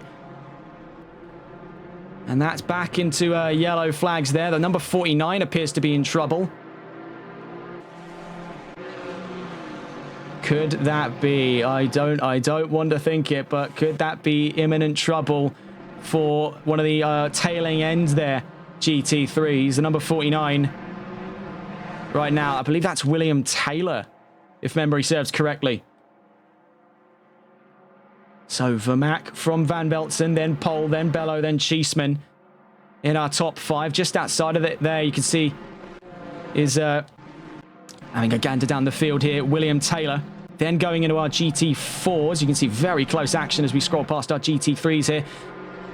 Trying to get on board with the leading car of GT4, Hayden Proger, then Christian LeBay, then James Mason and Scott Milbank to make the top 4, rounding out the top 5. Appears to be, getting a look at it here, that is Jamie Ball, then Norbert Horvath. Right now you can see that Milbank and Mason, they were bantering about it before they got into this race, and he says, I'm not going to be ashamed to put another K1 driver off the track if you get near me. It was a friendlier exchange between the pair of them, but do expect their elbows to come out when they do get close to one another. McLaren versus Mercedes then for podium here in Misano. Right now, things starting to settle into a bit of a rhythm down in GT4. Having a look over in GT3 to see if things have changed up. You can see the twin McLarens there. Liam Bello and Ben Cheeseman have swapped positions since their qualifying starts. Liam Bello now up to 4th. Cheeseman down to the back of the top 5. Cas van Veltzen looks to be the next driver to challenge for the race lead. Tyler Vermaak inheriting that lead from a disconnect, courtesy of Ilkay Killinkoglu. 5 minutes into the session and already things have drastically shifted up front. I must say, what a start we witnessed there by Tyler Vermaak and Cas van Veltzen. Those two just sort of carving their way through the field on race start. They were not afraid there to get sideways through the Variante del Parco.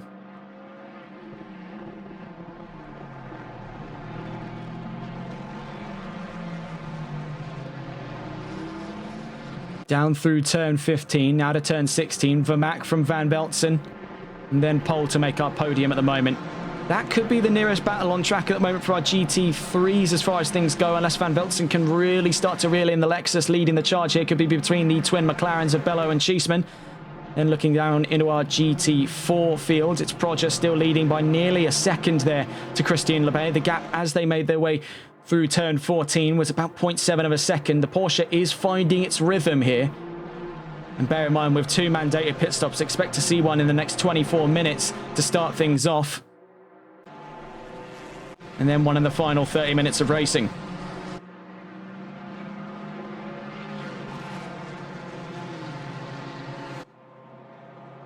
We'll leave you on board here with the imminent fight for first position with the Lexus of Tyler Vermaak. We'll be back in just a moment's time.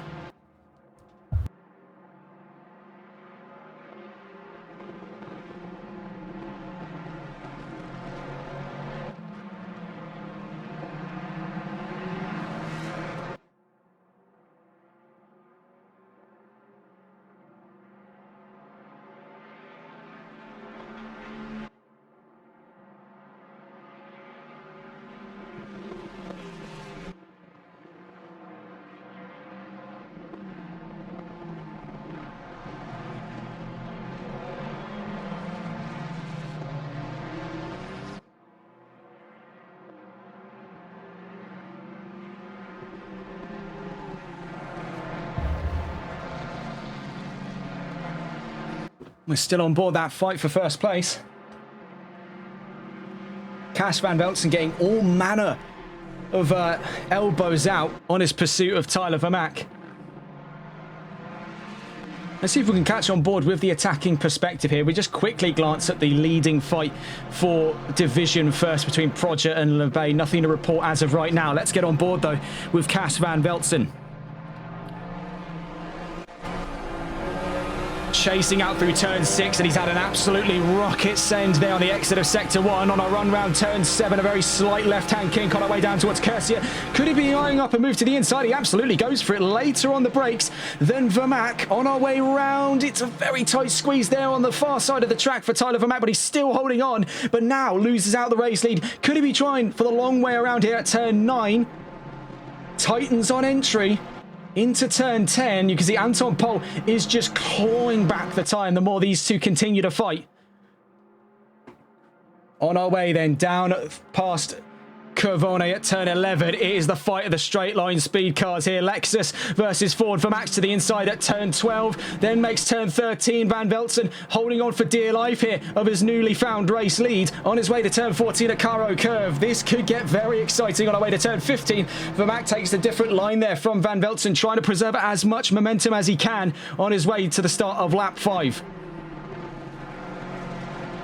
Small as this grid may be, it is not a dull one, as it's a top 3 fight at the moment. You can see all 3 of our current podium sitter cars here in the opening 10 minutes of this race. On their way down to the Variante del Parco, Vermaak incredibly close there to Van Veltzen. You've got to appreciate the razor edge precision these drivers share with one another here for space on track, using absolutely every inch available.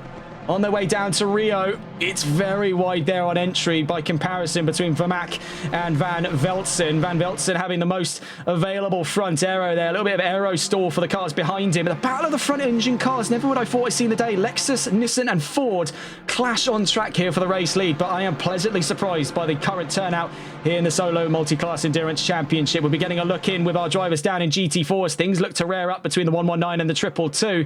More on that in a moment. Down towards turn 9 and 10. Once more, Van Veltzen versus Vermaak. Let's get a look here as Vermaak tries for the very late apex there. Almost snips across the back end of the Mustang. Looking over the rear spoiler of that Ford, you can see just how close Tyler Vermaak is willing to make the margins here on our run through Covone turn 11. It's so close. It could be an incident at any which moment here. Make no mistake of that. It could go nuclear at a moment's notice. Out through turn 13, then turn 14. Anton Pol so close to a collision there on his fight for second against Tyler Vermaak. Absolutely brilliant stuff. Out through turn 15 we go then, and this is a real treat for the eyes. 5.4 litre V8s up front. 3.5, I think 3.6 litre Nissan VR3060 TT behind them. What an absolute sight. Down towards the Variante del Parco then. Ford versus Lexus versus Nissan, but there's a collision there between Vermaak and Van Veltzen. Not too major. Seems that Vermaak came out worse of it. Could be an easy move there for Anton Pol, but he actually slots back in behind the Lexus. And a very wide run into Rio there by Van Veltzen. I think he got a little bit too nervous there with Vermaak chasing him down. It's side by side on the exit of turn 6. It's a very wide run on the exit of the Rio complex. Down through turn 7. Vermaak looks to be back to the inside. Anton Pol is clawing for it on his way down towards turn 8. The Nissan's trying for the inside but can't find the room. This is fascinating stuff to see. Like I say, we do want to try and get on board with our GT3s, but Van Veltzen's going for the long way around. Can he land this absolute haymaker of a move? Doesn't appear so, as both of them run wide. Here comes Anton Pol. The Nissan looks to be challenging for the lead. This is absolutely unreal stuff here. Side by side between Pol and Van Veltzen. Looking from his perspective, he actually drops down to third. The Nissan up to second, out through turn 13, down towards turn 14. What could we expect here? The Nissan runs a little bit wide. Through goes Van Veltzen on the inside. A little tap there past the apex between Pol and Van Veltzen. Vermaak leads the charge. Still, all of this in the fight for first place. Unbelievable way to start this race. Only just about, looking at it here, 12 minutes into this race. And what a sight for the eyes. Now, having a gander down into GT4. What's the going rate here? It's a story of 2 for now, as LeBay catches up to Hayden Prodger. Bear in mind, James Mason's on the horizon here. We could find ourselves in a repeat situation as what we've seen up front. We have just seen a car DNF. We're having a look here to see who that was. It might have been, now having a gander around, that might be the 878, as a matter of fact. So I think we may have just lost Ben Cole in that BMW. Right now, they're leading the charge, Tyler Vermaak. His teammate down in GT4, the owner of the Malois racing team, the Vermaak joint ventures for. It's Christian LeBay, Season 1 Sunday League champion, winner out in Bathurst GT4 this season. Now challenging for the lead off of last round's GT4 winner, Hayden Prodger. This could get very interesting here. We're trying to keep our eyes where they of most use. It's so hard to pick and choose a fight here between the top 3 in GT4, the top 3 in GT3. I mean, you're spoilt for choice here at Misano. I am gladly humbled by my expectations for today's race. Right now, though, we're on board in GT4 for the fight of first place with Christian LeBay. Fighting for a division first. Now, this is provisionally for 6th position on track. We're down to only 5 of our GT3s left, but they're all in close proximity to one another.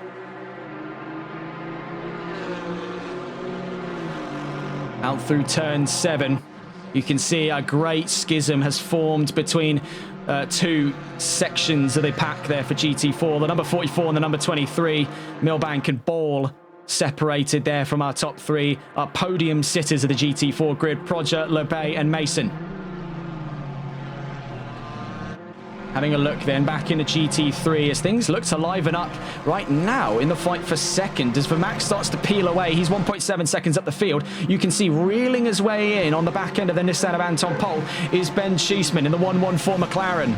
So there is definitely the likelihood for another major fight up in the Premier category coming very, very soon then. What an opening quarter hour we've experienced here for such a small turnout.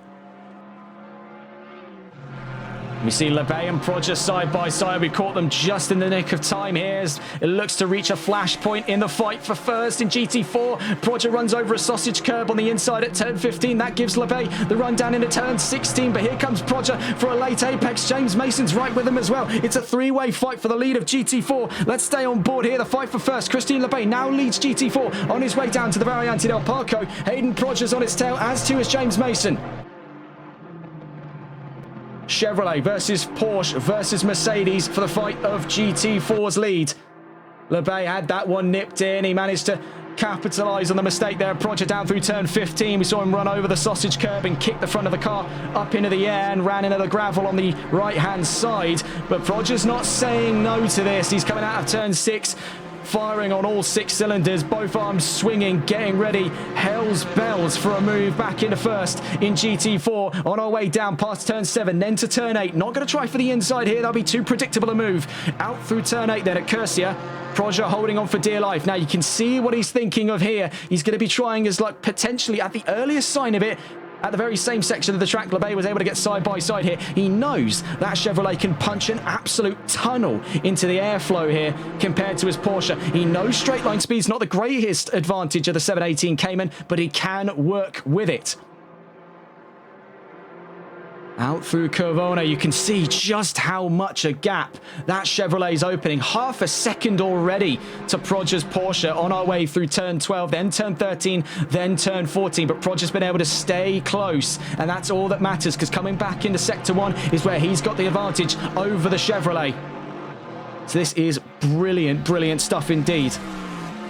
Having a quick look then at what's going on in GT3. We can see already running into lap traffic here was Tyler Vermaak on Norbert Horvath. Then Cas van Veltzen on our exit of turn 13. Following him there, Anton Pol. Horvath just holding the left-hand side of the track.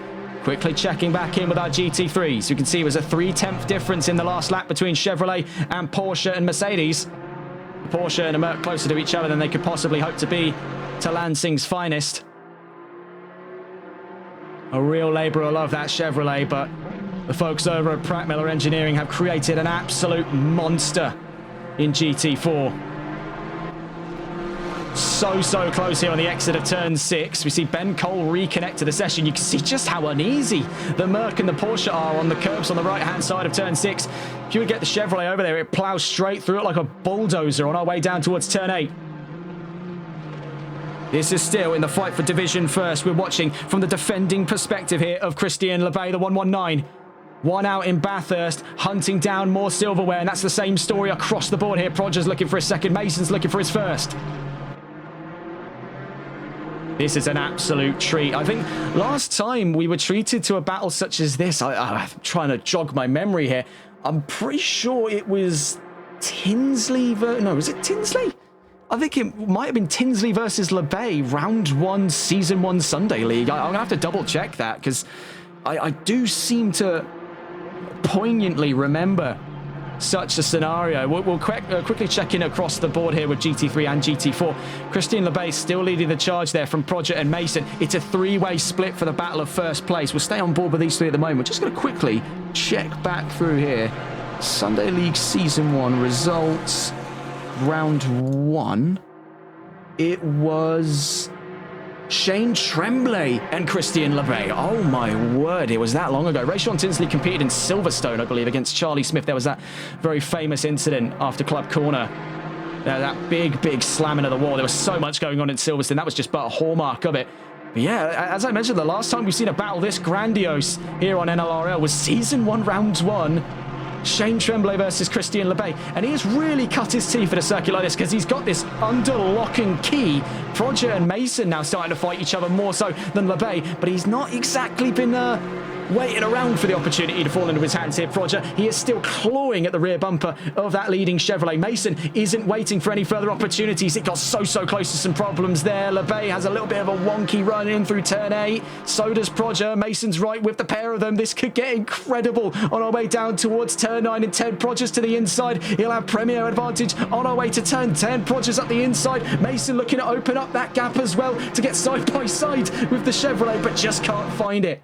There's the leading GT3, by the way, catching up on this fight. Proger now leads LeBay second, Mason third. This is going to get very close here on a run out past Cavone, then to turn 12, then turn 13. A little knock between the Porsche and the Chevrolet pushes LeBay down to second. Proger still leads the charge to turn 14. Mason's right with him. Vermac trying for the inside. It's very risky there for the GT3 leader. Proger has a little bit of a shunt there through turn 14. What on earth is going on in the turn 15? Proger's to the outside.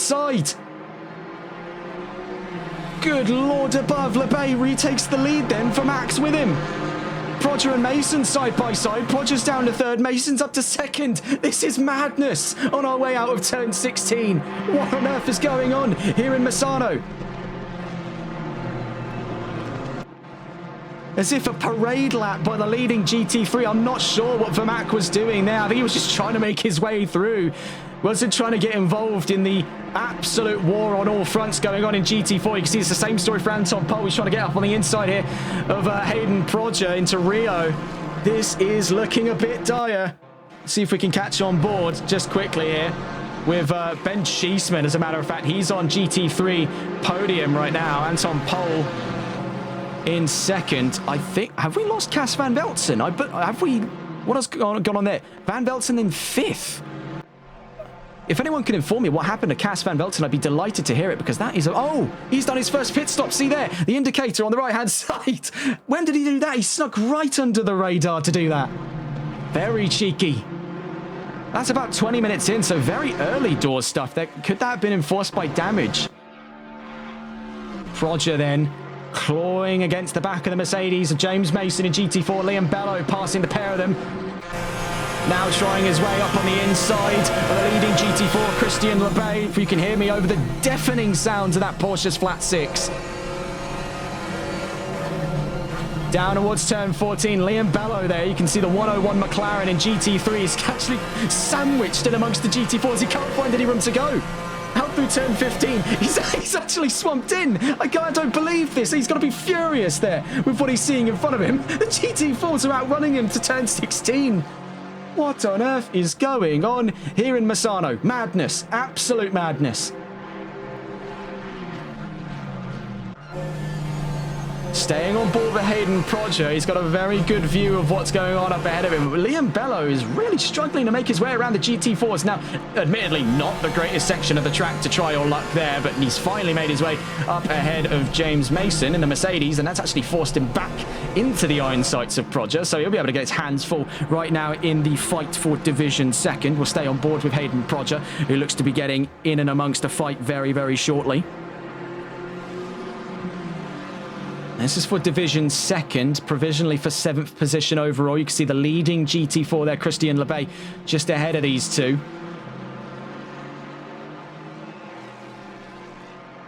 So we've seen speculation already over Van Velzen's early pit stop. He could be trying for a super early undercut, trying to get some clean air here. And you can see where that problem's creeping in, especially for the lapping GT3s. There's just no room to go. The GT4s are packed in like sardines in their fight for the top 3, and it's not an easy obstacle to overcome without hindering someone's race. And I think for some drivers, they'd rather just play things tactically here, knowing that that's not their fight to be interceding, nor is it really of any relevance to them. They don't want 3 GT3s going hell for leather in front of them, because yes, it's a fantastic sight, but it also holds your race up.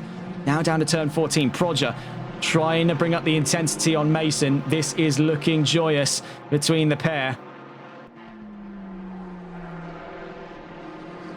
There's LeBay ahead of them, the leading GT4. It's a drive-through penalty for James Mason, so that's all come asunder for the 413. Proger won't be arguing with that one, but that is quite a bitter sight for James Mason. You can see he's getting very cheeky there, flashing the lights.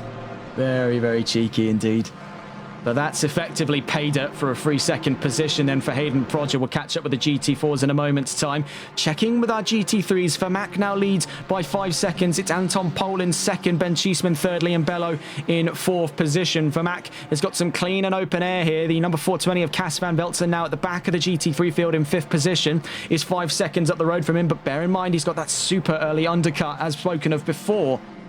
So definitely some strategy in the bookings here. It's not so smooth sailing as the grid would have you believe. Tyler Vermaak currently with the fastest lap of 1:34.127 in this race. We're nearly half an hour in of 2 hours of racing here at Misano. And though the grid may be small, it is a mighty one here in round 4. LeBay leading the charge. You can see right behind him, there's Mason and Prodger. And what a sound that is, really.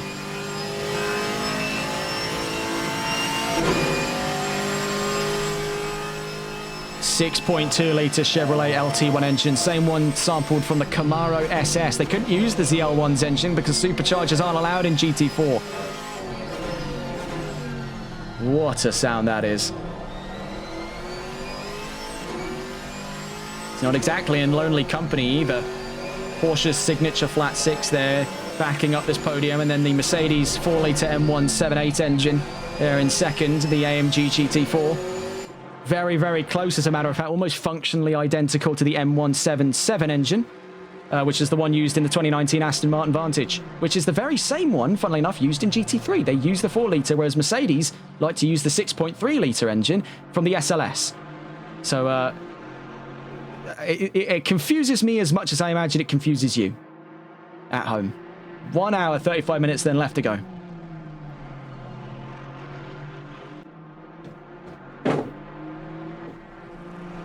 Down through turn 6 then. I think Mason's now slowly coming to terms with the fact that he is going to be losing perhaps a hefty chunk of positions here. He'll be within his chances to fight for podium by the end of this race, but now he's got to play things very, very clever over the next hour and 35 minutes, as he's got to do not 2 but 3 runs through the pits here, one of which counts for next to nothing. That drive-through is only going to hold him up.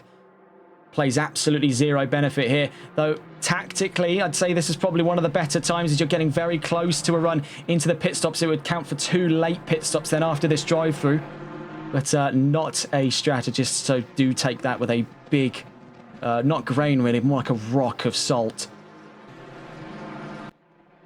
Checking in and around then is tactician at play here, Cas van Velzen. He's playing chess, not checkers, with that pit strategy super early then to get himself out into the clean air. Looking to potentially challenge. You can see his fastest lap was not too far off, as a matter of fact, the current fastest lap of the race, only by a couple hundredths by the looks of it there. So he is looking to usurp some points off of Tyler Vermaak in the lead of this race.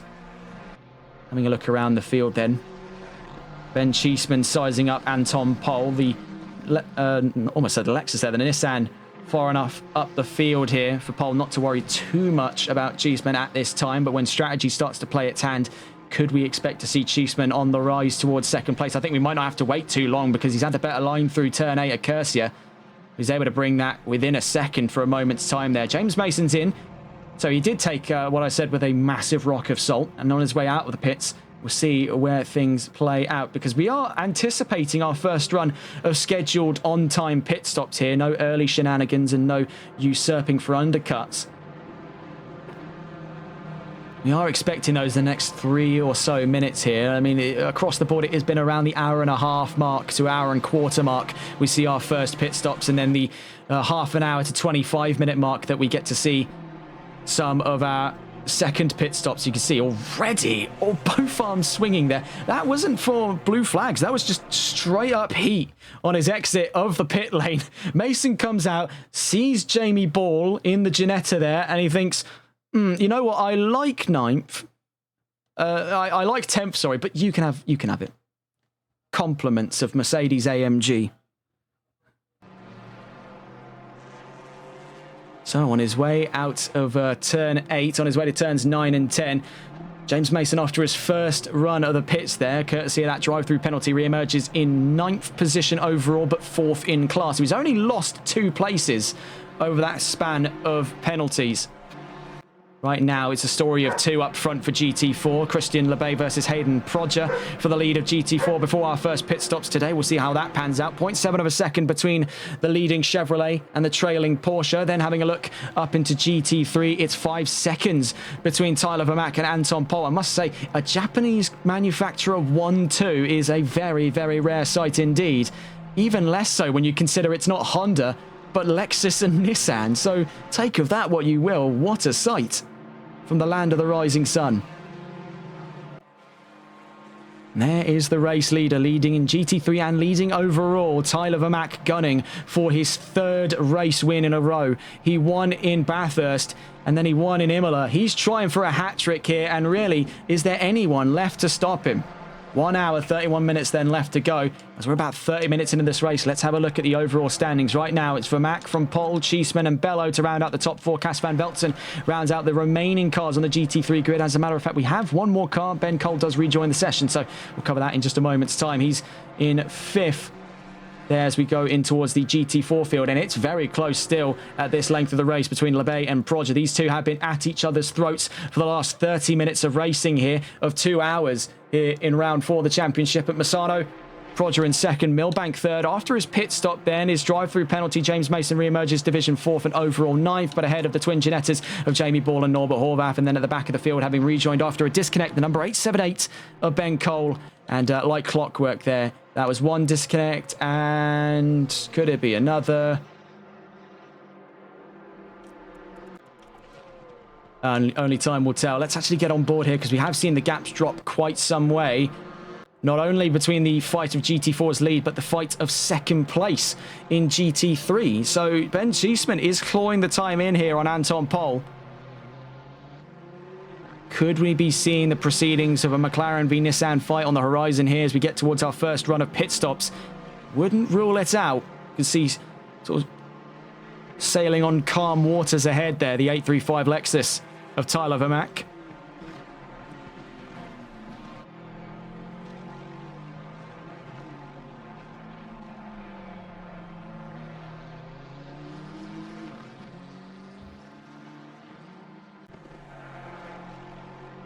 We'll actually catch on board very quickly here, because it is getting white hot between Chevrolet and Porsche. Let's stay on board here. This is the fight for division first from the perspective of Christian Lebay. Let's see if we can catch from Prodger's perspective here. Always good to have the attacking perspective of these fights. Hayden Prodger then, what can he try down through turn 9 and 10? Christian Lebay holds centre mass of the road and try for a super late apex goes Hayden Prodger in the 222, but he knows it's for naught there. Straight line speed is not on the side of the Porsche. He tucks back in behind the Chevrolet on our way past turn 10.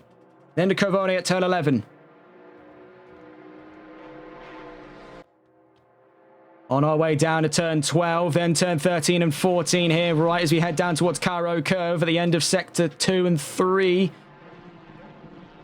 Down through turn 14. Now Lebay's doing a very stand-up job there at defense. He's just holding centre mass of the road. He knows he's the bigger of the two cars here.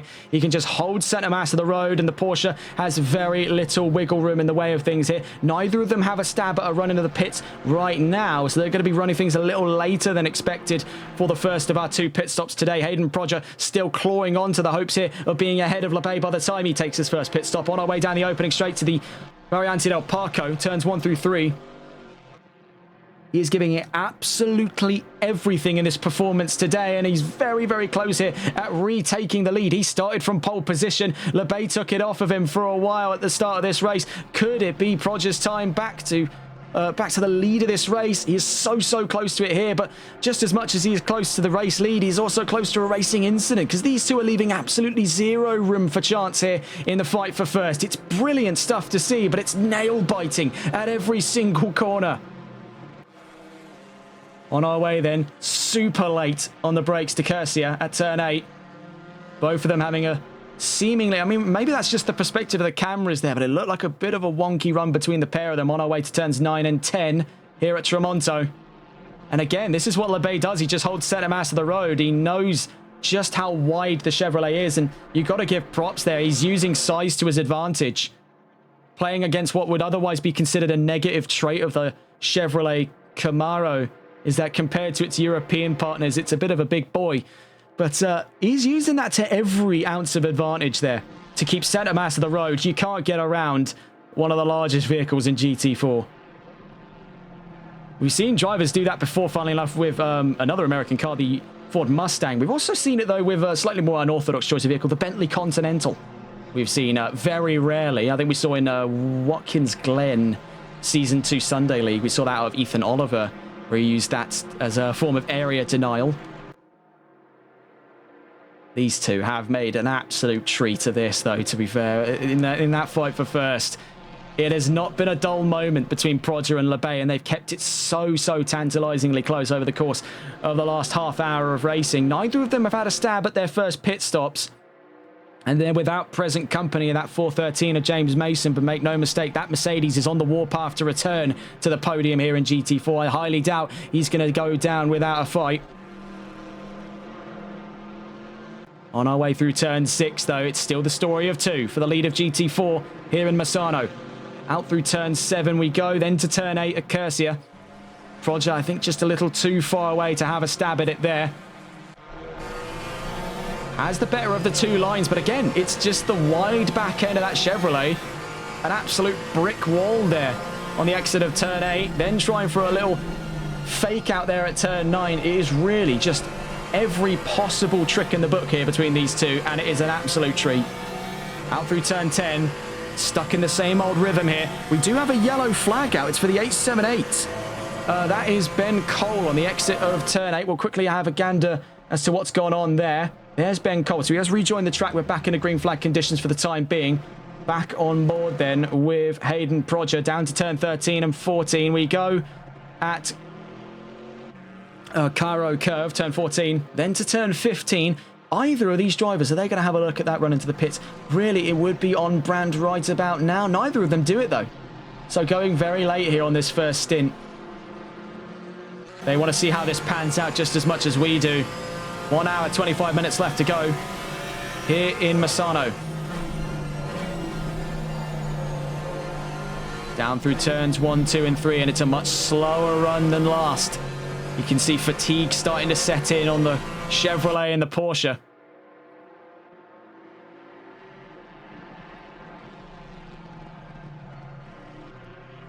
It's really now just a game of seeing who breaks first. These two going right to the ragged edge of both what they and their cars can produce here in Misano, and it is a real sight to behold. The 222 versus the 119. Both race winners in this season looking for their second. It was hopeful for a time James Mason could have been in that fight himself, but sadly after that drive-through penalty, he's got a long way to reel it back into the podium here in GT4. Having a quick look then at our charts. No one has yet to take their second run of the pits, and we have seen as well a drive-through penalty for Scott Milbank down in GT4 there.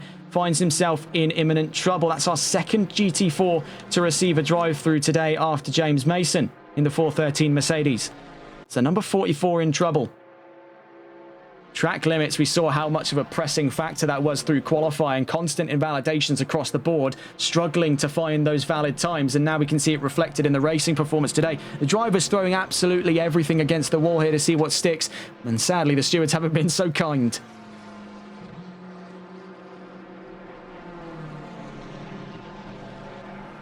I'll catch up with these two in a moment's time here as we take another look around the field. There's Scott Milbank, so he's got that extra pit stop now to serve with. He'll be actually reunited with James Mason by the looks of it here. 7 seconds away from Milbank, so they actually might meet each other on track before that run through the pits. Anton Pohl is trying to claw in the time here on the leading Lexus of Tyler Vermack. He was 2/10 off the leading 835 on that last lap alone. There's the leading Lexus there on that last lap with 135.295. You can see fatigue start to set in there on Lexus because they're a far cry from their best time of 134.127 in today's race. And there's Christian LeBay leading the GT4s. We can see two cars in the pits though, Ben Cheeseman and Scott Milbank. So two of the K1 McLarens from GT3 and GT4, the 720S and the 650S, I believe. 570S, my mistake there. It's confusing it for the older model, the 650S. Weird face as well, that McLaren. So yes, the 570S was made into the road spec model, the 600 LT. This is, make no mistake, this is just a 570S. And there goes Scott Milbank then. After that first drive-through penalty, he emerges outside of that top 4 in GT4. He actually emerges behind both Ginettas of Jamie Ball and Norbert Horvath in the 23 and 987. So he's got a way to claw back to his original position on track right now.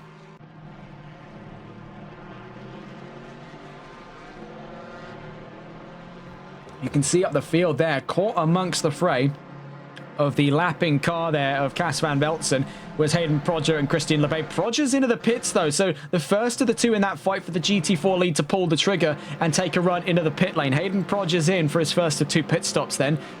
Almost 10 minutes actually overdue from where it was expected. We were anticipating those pit stops to start emerging around the hour-and-a-half mark. Clearly the drivers have got a little bit more confidence in the tyres. See, neither of the top 2 GT3s have had a stab of it yet. Anton Pol or Tyler Vermack still holding strongly, and Bello now up to 3rd as Cheeseman went into the pits. You can see the 2 leading division cars there, both from Malois Racing, Vermack and Lebay. A little bit of a promotional parade lap there. I'm sure they're not going to say no to a bit of easy promotion on their way down past turn 6 and into turn 7. That's Ben Cole, actually, the 878. So he's brought the yellow flags out. That was again through the Variante del Parco. Fortunately, no damage, but I think maybe a little bit of flat spotting on those Pirellis could be the idea to come into the pits. Cas van Veltzen then slowly but surely on the warpath to reclaim his mantle of a podium finish today. He's in 5th. Of the 6 GT3s on the field at the moment, had a super early pit stop, but it seems to have come asunder here because he still finds himself 20 seconds away from Ben Cheeseman. Now, was that grab of early clean air really worth it, or was, as we thought before, perhaps another factor entirely as to why Van Veltzen came in so early, 20 minutes into the race, no less? We do have more cars there into the pits. James Mason takes his first mandated pit stop, and Jamie Ball in the 23 behind him does the same. Mason trying to warm up those Pirellis. Little does he realise this isn't Formula 1. It takes a lot more to drive some heat into those. They might be P0s, but not really the same kind of stuff Bottas and Hamilton were running. Or Russell and Antonelli, depends on if you're watching modern F1 now.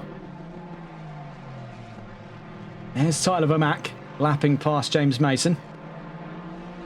So really, it is the question of whether or not the leading pair... Actually, yes, so we can see Anton Pol was in, trying for an undercut on Vermack. That's not going to be an easy feat, to say the least. He was about 5 or so seconds from Vermack at most of this race so far. He's just given Vermack a very easy extension of that lead, but now strategy weighs heavy on the race-leading 835 to match the 486. Bear in mind, any kind of penalty now is catastrophic. We've seen already the damage it's done down in GT4. Make no mistake, it can do just the same in the Premier category. Even with such a dominant lead, if Vermack is to pick up a drive-through penalty, not off the bookings right now, given that no driver seems to be spared from the indiscriminate wrath of today's track limits, that could be catastrophic for him. He's going to have to watch himself, but ultimately he'll be scrubbing more speed. You can see he's well over 2 seconds off of his fastest time. This could be the suggestion now more so than ever, as you can see him arcing to the left of the exit of turn 15. There goes Tyler Vermack into the pit lane in the 835. Christian Lebay, having took his first mandated pit stop, emerges second then behind Hayden Prodger, who now retakes the lead. So Prodger really did go for a wing and a prayer there to give himself the lead of GT4 once more. Fair play to him. He was playing chess and not checkers there in the 222, and that early pit stop was all that was necessary to give him the mantle of GT4's lead by 5.7 seconds. So it'll be a while before we see Lebay and Prodger go side by side at this section of the track once more, but Prodger has given himself a very healthy buffer zone here. Strategy may just be on his side. Milbank's into the pits, as too is Norbert Horvath, and of course the race leader at the moment, Tyler Vermack. We'll see what Anton Pol can do as he's making his way down to turn 14. Vermack is not long from being released off of the jacks there on the 835. We'll see it there, off of the jacks, engines fired up, 8 cylinders firing, and the 486 is just too far away. But bear in mind, it's a pretty long run here before we make our way to the speed limiter line here in Misano. So that 486 has got a bit of a gap here. It's still going to be a cut across the Variante del Parco. It could actually be a lot closer than we anticipate here. I think he might have just done that there. Has Anton Pol just taken the lead of this race? Yes, he has, because there is the limiter line. Vermaak's been released. Now puts himself in between Cheeseman and Pol. Unbelievable. So undercutting is absolutely the strategy of the day. Very well played, I must say, there by Anton Pol. He left all of us guessing. It looked like way too far away, but little do we realise just how long the exit is on the pit lane here at Misano. And that has definitely been much to the chagrin of Tyler Vermaak. He's had a very confident lead of the race for the longest time here, but it's Anton Pol leading the charge for Nissan.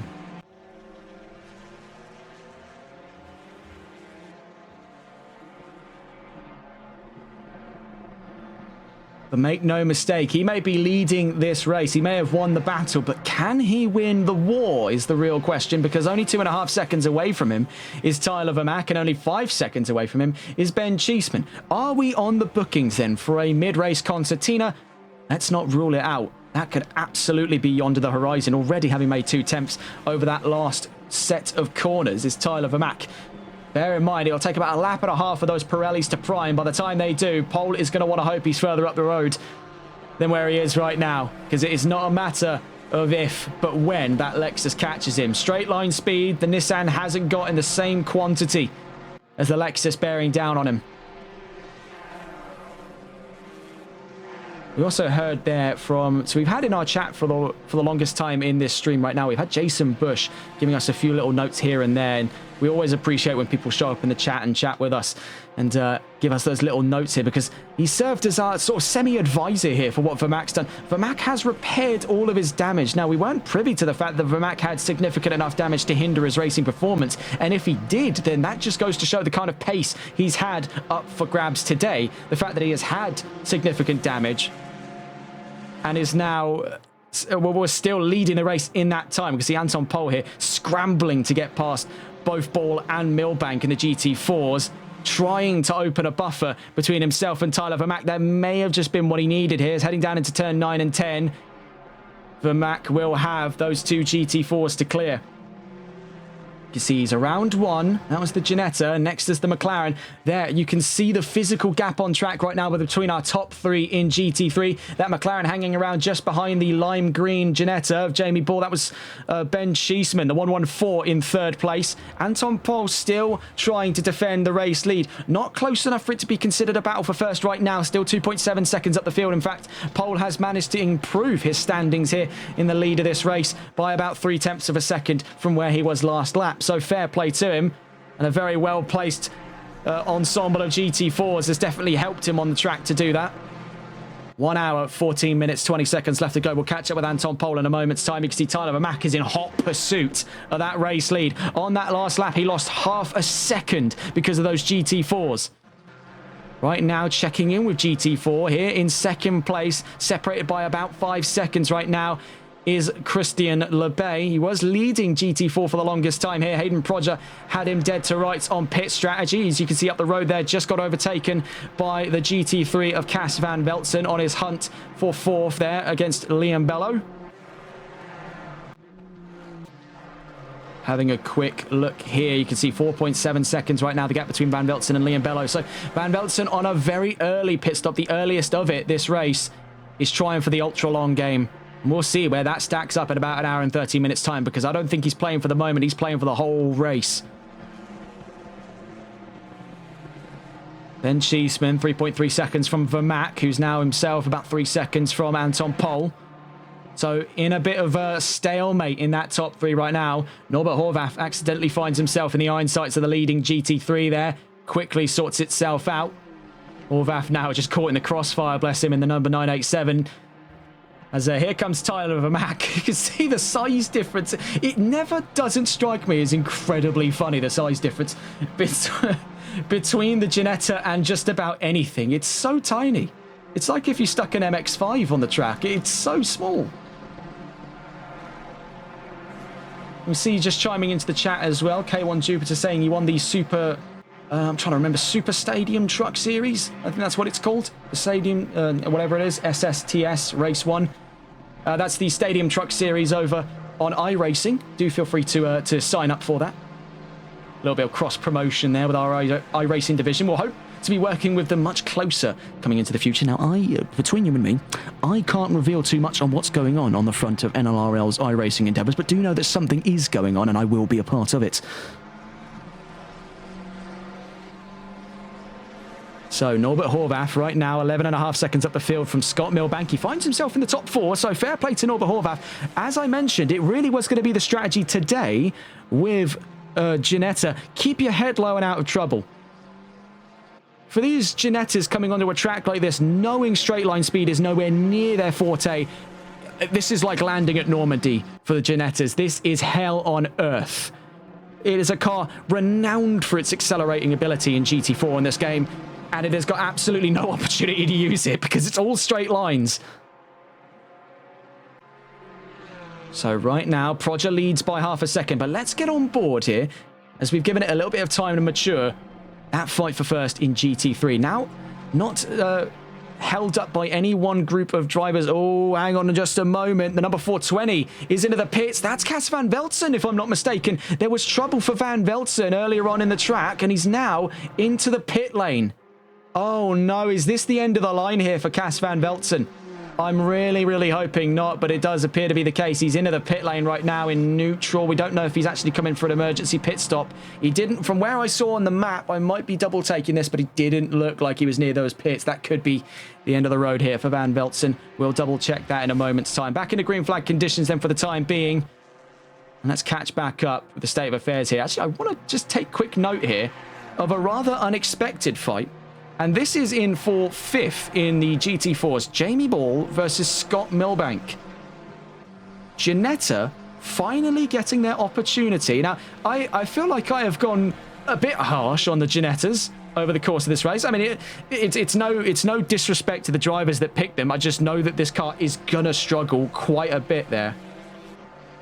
Got in an incident early, messed up my race with a minute pit stop. So we finally figured out the whole story there for Cas van Velzen as he's just chimed into the chat to let us know. And he says, family matter now. Okay, that's fair enough. We won't divulge any further from there. But what we can confirm right now, that early pit stop was enforced by an incident, as we previously speculated.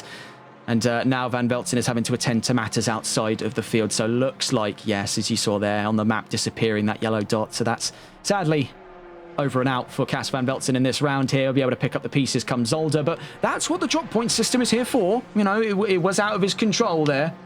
So that's primarily why we have the drop point system. Hopefully that's going to help him out heading into Zolder. Right now, we're watching that fight for the top 5 in GT4 with Jamie Ball in the Ginetta. Right now, Division 5th on the charts here. McLaren versus Ginetta. Last time we saw Ginetta fighting for a position in the top 5, it was Dimitri Snai versus Christian Lebay at the very start of Imola last round. Having a look then, as we head towards the halfway mark of this race, Tyler Vermaak is still stuck in a buffer zone here on his pursuit of Anton Pol. Now, you've really got to hand it to that 486. He has played this to a T. That is a flawless strategy, had ever I seen one, because I've never seen someone stump Vermaak on strategy as hard as I've seen it right now here. 2.4 seconds between the pair. Let's get back on board, though, with Ball and Milbank, because they're fighting for a Division 5th. Leading that charge right now is Proger, about 4.6 seconds up the field from Christian Lebay. So it's been a story on sort of the same tune here across categories, as pit strategy has massively decided the outcome at the halfway mark of this race. Now, bear in mind, there's an hour and 8 minutes left to go. Still one mandated pit stop left for all of these drivers on the field right now to play. So make no mistake, there is still plenty left to decide this round of the championship.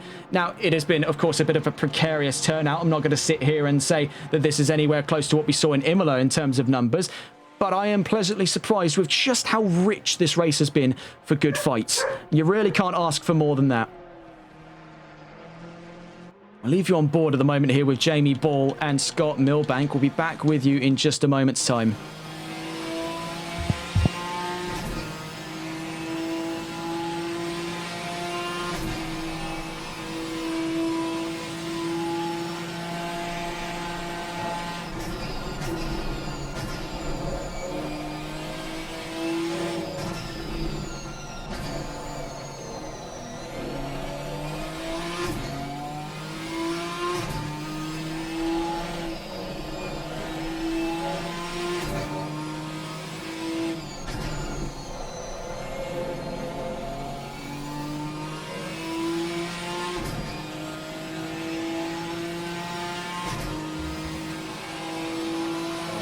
We're still on board at the moment with that fight for the top 5 in GT4, and I've only really just taken it into consideration here. From where we're recording, of course, we're still in the midst of a miniature heat wave here in the UK.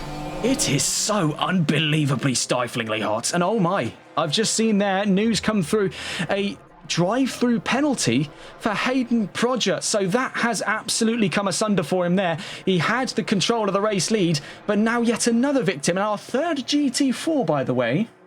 After Mason and Milbank, it seems almost cursed for the K1 Esports team to pick up a drive-through here in Misano.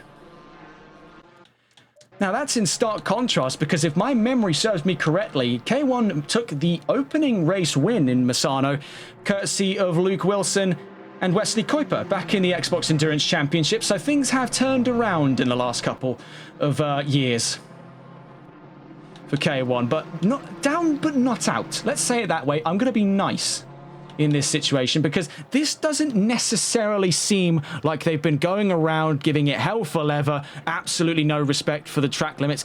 That's just not the case here. We've seen proof in the pudding already that all of these drivers, when they receive this drive-through, the track limits here are so unnecessarily strict. We saw it in qualifying as well.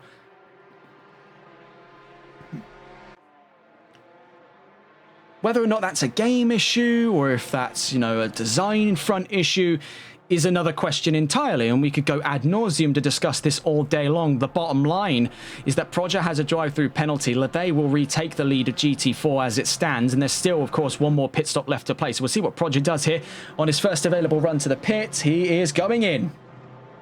So Christian Lebe will take the lead of GT4. Make no mistake of that where it stands right now. On board with the Chevrolet of Lebe as he now moves into the race lead. Overtaking Prodger there past the start-finish line. So Lebe up into the lead of GT4 after that very sad introduction of the drive-through penalty. That is, of course, the third driver to be hit with that today in GT4 alone. We can see right now that has...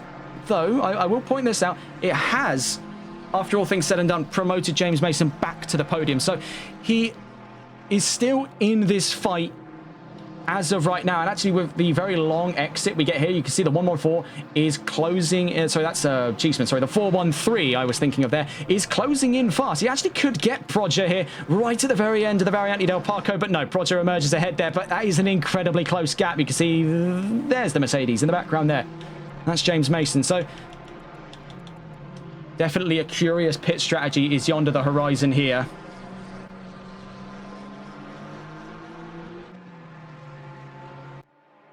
Having a look around. This was another driver to have received a drive-through penalty today. This was Scott Milbank. And personally, gunning it by eye, I'm struggling to see precisely where these track limits are being violated. Now, we've watched with these drivers over and over and over again. You've seen when they're fighting, yes, they are getting shoved either side of the track here into the runoffs, but it's never in a way that explicitly gives one a benefit over the other. I think it could be there. Turn 16, you saw it from Jamie Ball's perspective there as he was chasing Milbank. A lot of drivers, and we saw this even in qualifying, it could be Misano curve. If I really had to take a stab at it, oh, goodness, did you see that there? A bit of a stab of oversteer for Tyler Vermack as he tries to get around Ben Cole in the 878 BMW. Right now, the gap between himself and the leading Nissan of Anton Pol, 2.2 seconds. So that fight's still closing down here. Whether or not he'll be in striking range in the next 3 laps or 4 laps is another question entirely, but he is slowly reeling in that Nissan. Had it not been for the hiccup of encountering the 878, I think this could have been an even closer debacle. You can see, though, Vermack sliding through the Variante del Parco, turns 1 through 3. So something amiss there with the Lexus. Has he burnt those tyres a little bit? Is there too much heat being collected in the 835? Bear in mind, we've seen Vermack before get a bit comfortable with loss of traction and actually utilising it to his benefit. I think we saw that in Bathurst on a few occasions here and there, sparingly, but you've got to question at some point whether or not it's intentional or if it's just happening by accident and he's able to just style it out. That Lexus, it is a wily old car, of course, one of the oldest in ACC, but as we saw in the hands of Jason Bush, it may be an old machine, but it can do new machine stuff. And Vermack seems to be no different here. Since his move over to Lexus, now we mentioned this over on the Sunday League. Of course, Vermaak was a bit of a crowd-splitting figure. He did go through 6 manufacturers in Sunday League Season 2. I want to bring this point up again. I don't have the graphic to hand right now, but he did go through quite a few manufacturers. Among them, Ford, Ferrari, Ford, McLaren, Aston Martin, BMW, and Honda. In fact, I think that was all of them. But since he settled at Lexus, things have been very different. There's very little hesitation in the way he drives now. It's a lot more controlled. It's a lot more precise. We've seen Vermaak compete on a multitude of occasions in a multitude of vehicles across a multitude of series. And this is the most measured I've ever seen him. And to me, that's dangerous. Because that's the proceedings of a champion. Right now, he's 2 race wins in a row in GT3, and he's gunning for what looks like a third. Anton Pol was temporarily held up there by the leading GT4 of Christian Lebay. See the 2 Malois racing cars there, Chevrolet and Lexus, on their way through turn 7. That gap now withering away to 1.4 seconds. Vermaak is closing the gap down, and he could be well within his rights to fight for the race lead in a few laps' time here. We're almost dead on to the midway mark of this race, and things are about to hotten up once more. Make no mistake of that. We're in for the long run here. One more pit stop for the majority of our drivers today. Still plenty left to decide. Small as the grid may be, down to 11 cars left in this race here, after a wave of disconnects and various other issues plaguing the grid today. Still, there is a story to tell. 1.4 seconds then between our top 2. We'll catch up with them in a moment's time. As for the top 2 in GT4, it's a much different story. It's 21.9 seconds between Lebay and Proger after that drive-through penalty. Both of them, of course, still yet to serve their final pit stops. We see Ben Cheeseman here in the podium positions for GT3, trying to get his way around Lebay. And on his way through turn 15, gets that nailed in, then out through turn 16. Lebay settling into a rhythm. We are at the halfway mark, still a long way to go.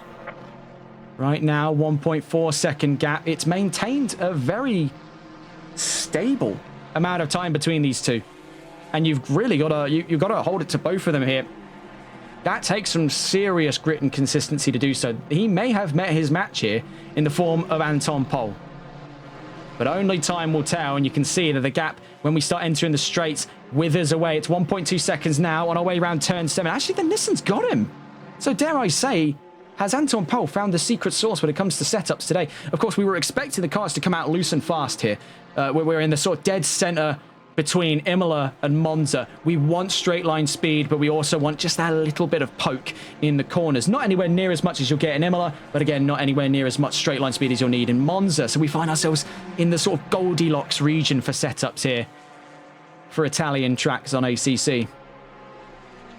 See that gap, 1.3 seconds, so Pol might not be as in danger as we believe on the straights there.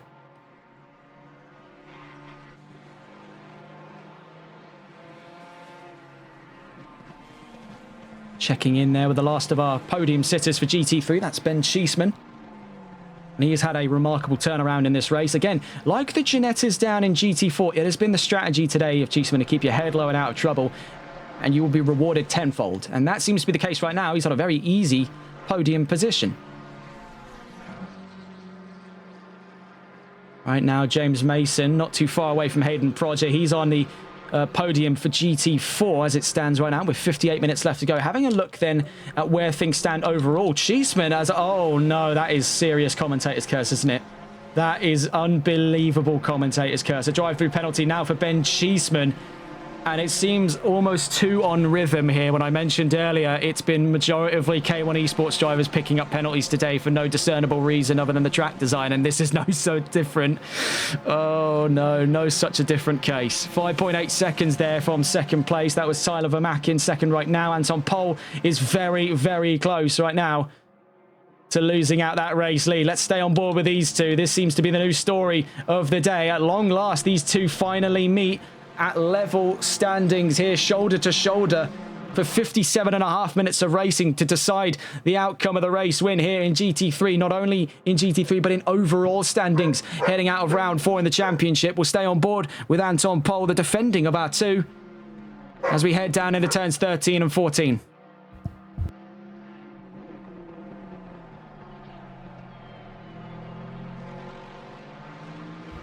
A very, very wide exit through turn 14. That's not making things any easier for Anton Pol to defend where he's standing from. The Nissan starting to buckle under the weight of this fight. The 486 has got to throw absolutely everything into it here to hold on to the race lead. This is in for the fight for first. 486 versus 835. Nissan versus Lexus. Pol v Vermac. Meanwhile, Ben Cheeseman's into the pits there from third place, taking his drive-through penalty in the 114 McLaren. As we make our way through the Variante del Parco, it is absolutely level pegging here on our way to Rio Complex. Turns 4, 5, and 6. Who comes out on top then with 56.5 minutes left to go? Out through turn 6. This is where Vermac's going to be able to just hook onto the Nissan and reel him in. On our way to turn 8. V6 versus V8. The dueling samurais of the GT3 grid. Nissan versus Lexus. On our way down towards turn 9 and 10.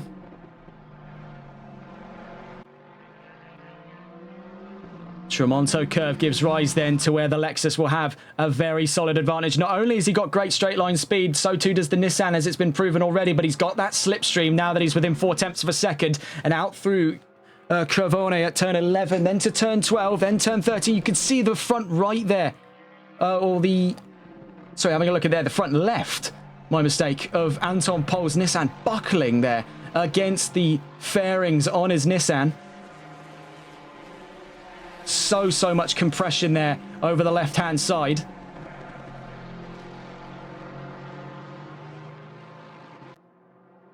This is unfathomably close. I watch with bated breath here, sweating bullets at the very sight of this fight. I can only imagine what's going on in either of these two cars here. The 486 still leads the charge. He has to keep things very calm and measured here. Doesn't want to jinx himself out of a position.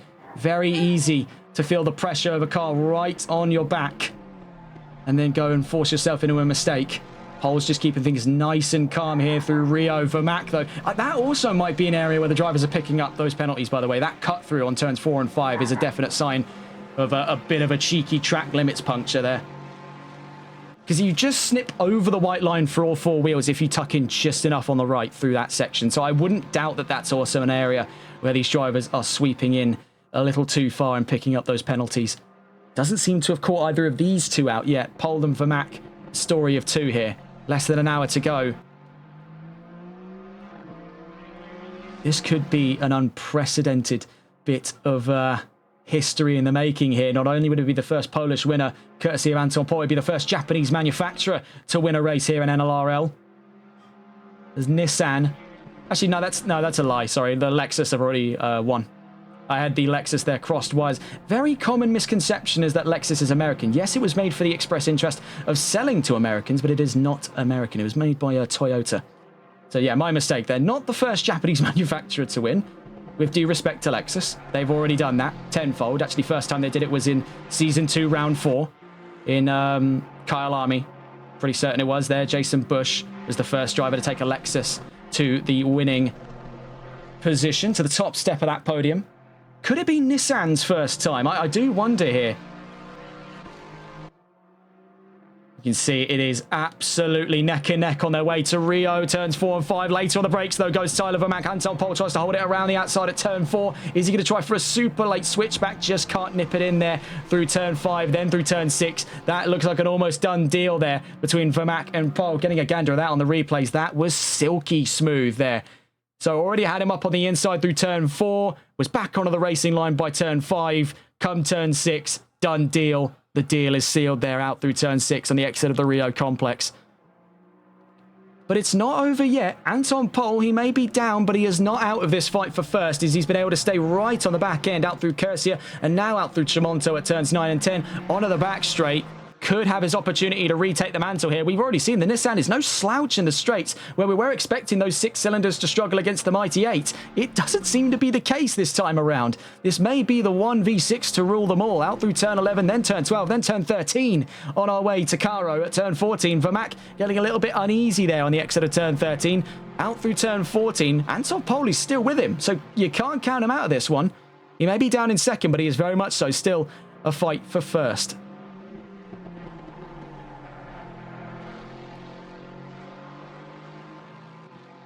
of the two exits there. You can see that Vermac still holding his ground by half a second. In that last lap, he was nearly a whole second faster.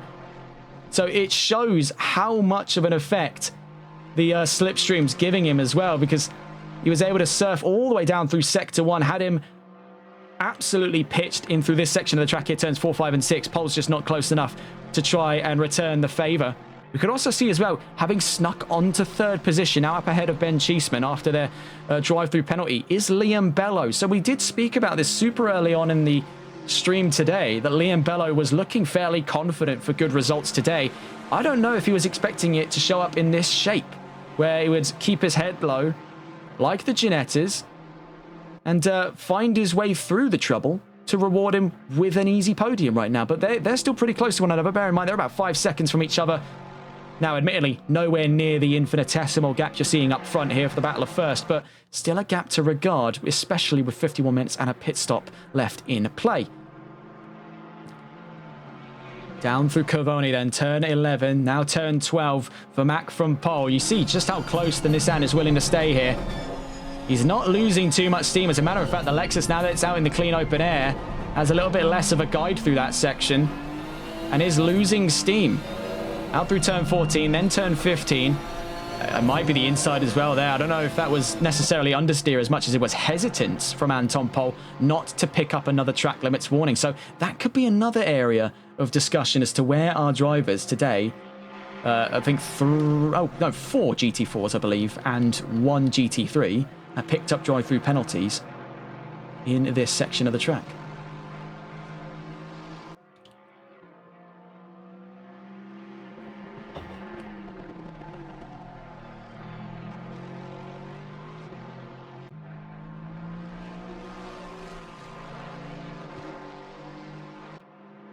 So right now, Vermac slowly carving his way into a confident lead. It was 0.5 before, it's 0.7 now, but into this section of the track is where Anton Pol can really stage an offensive, and you saw that very early doors lunge to the inside. He's showing the enthusiasm to want to make a move like that. It's actually rewarded him with 3 extra attempts there onto his time with Vermac.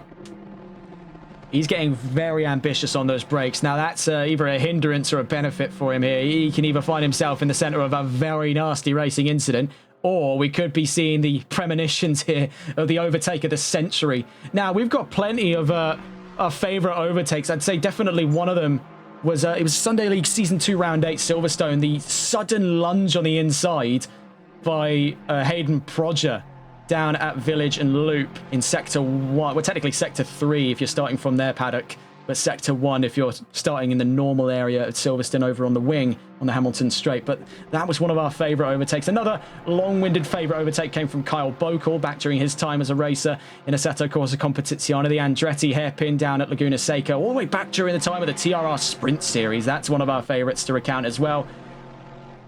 But there's plenty to talk about. Could we be seeing an addition of that? Well, you can see the enthusiasm to want to make a move as ambitious as that in the eyes of Anton Pol, or more specifically in the headlights of his Nissan. 486 is seeming to lose a little bit of steam here in his efforts to get up and against Tyler Vermac's leading Lexus. The 835 has pulled out 1.3 seconds here after turn 6. Now 1.1, so begs the question, what is going on here as we enter the middle sector of the track for the Lexus that has got them absolutely dead to rights against Nissan? Well, we'll catch up with these two in a moment's time. We'll have a look around the field to see what else is going on track. Christian LeBay leads the charge by 16 seconds to Hayden Prodger, and James Mason makes his way back up to the GT4 podium. You can see the physical gap on track right now as it's a 3.2 second gap on paper between himself and Prodger in the 222 Porsche head. He's in the 413 on our screens right now. See Norbert Horvath in the top 5 for Ginetta. Jamie Ball up ahead of him there in Division 4th. Scott Milbank not too far behind him at all. There could be that fight for Division 5th coming up here. You can see Milbank is right behind him in the 44, 1.1 seconds away. Ginetta versus McLaren, an unlikely duo, but we'll look to be getting at least one fight out of them today. 47.5 minutes left to go. Caught up against the lapping traffic there of Ben Cole in the 878 BMW. Who's been a bit of an unpredictable asset to overtake, or to be overtaken by.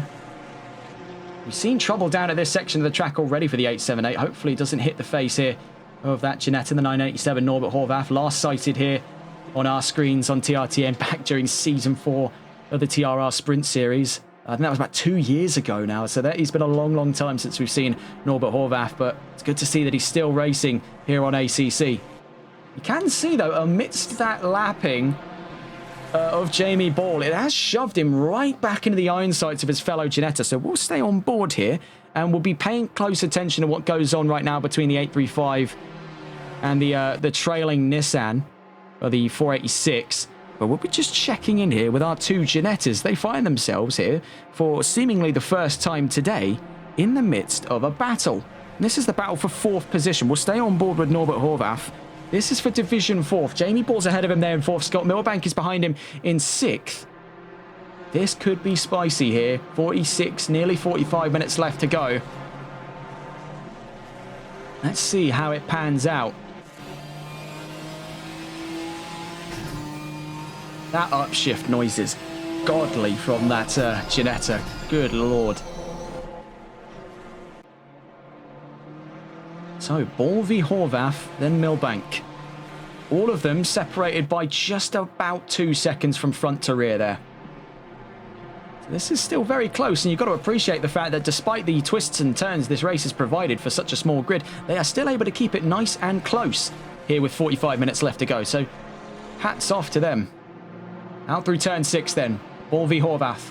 On the way, as it seems. 0.6 of a second for the 23 against the 987 here on your screens. Norbert Horvath in the middle in the red Ginetta. Jamie Ball in the lime green. Down through Kersia. Horvath with a better line. Brings it into within half a second.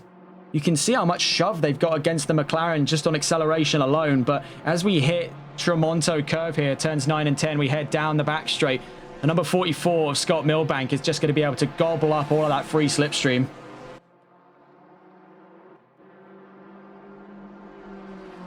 Four 13s into the pits at the moment. So too, as it appears, is the 222, if I'm not mistaken there. Yes, so Prodger and Mason are into the pits right now. A drive-through penalty hits Ben Cole in the 878.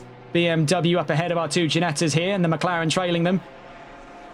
You can actually see the leading GT4 right behind them as well. So that shows just a ways up the field. Christian Lebay has been all race.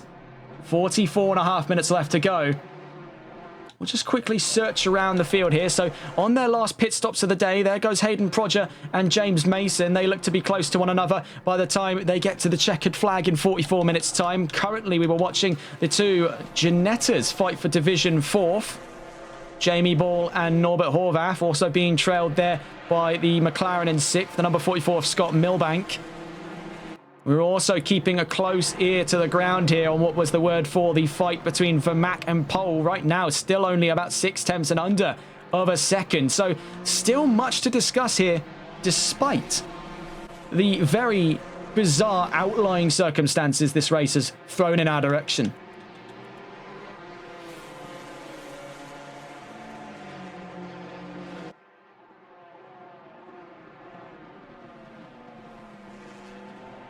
Out through turn 8 we go then. We saw how close they were the last lap gone, and it seems to be the same case here.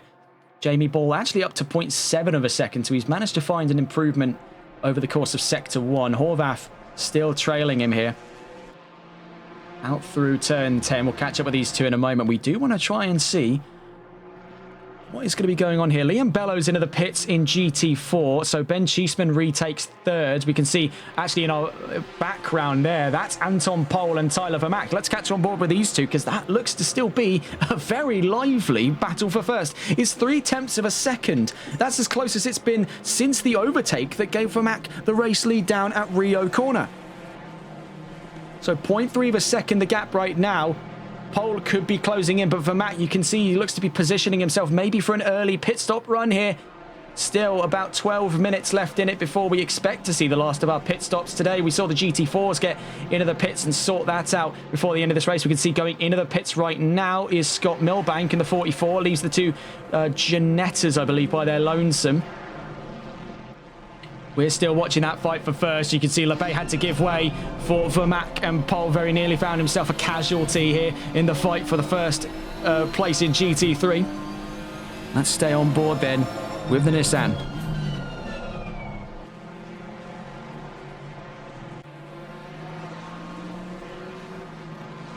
out through turn 6. And now we're running directly into the traffic we saw before. That's Norbert Horvath there in the Ginetta. This could be a little uncomfortable here for Anton Pol. He's going to have to get very late on the brakes to stay within it. Does not want these GT4s to play any kind of hand in any kind of hand, I should say, in interfering with his fight for the race lead. And he goes soaring on through there on Jamie Ball. He follows for Max line almost to a T there. A little bit of understeer past turn 10. He's still in the slipstream. And now this is all that matters to him right now. Because for Mac, bear in mind, he's not been a slouch over the course of this race. He's not exactly in the lead by chance. He is incredibly fast, and it's been incredibly fast over the course of this race. Anton Pol is learning here from the 835. You can see it in the process because he stays right behind Vermack all through this section, knowing that Lexus can't be caught for straight line speed alone, knowing the moment that it flips on its head, the Nissan just doesn't stand a chance. But he knows he can attack in the corners, and he's got plenty of them, 16 as a matter of fact here of FIA Grade 2 to play with. So by all accounts, he's going to make those 16 of the hardest corners for Vermack to defend for.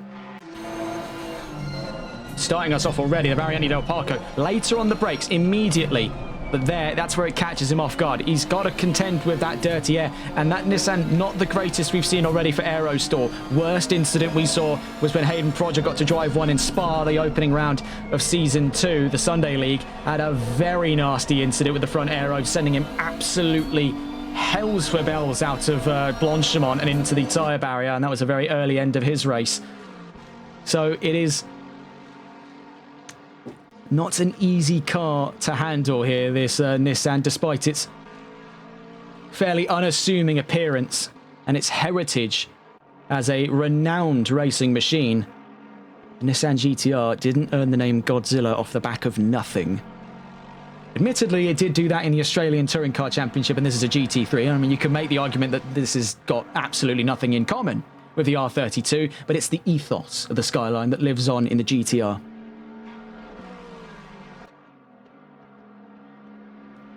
Toyota versus Nissan then, the two titans of the Japanese auto industry.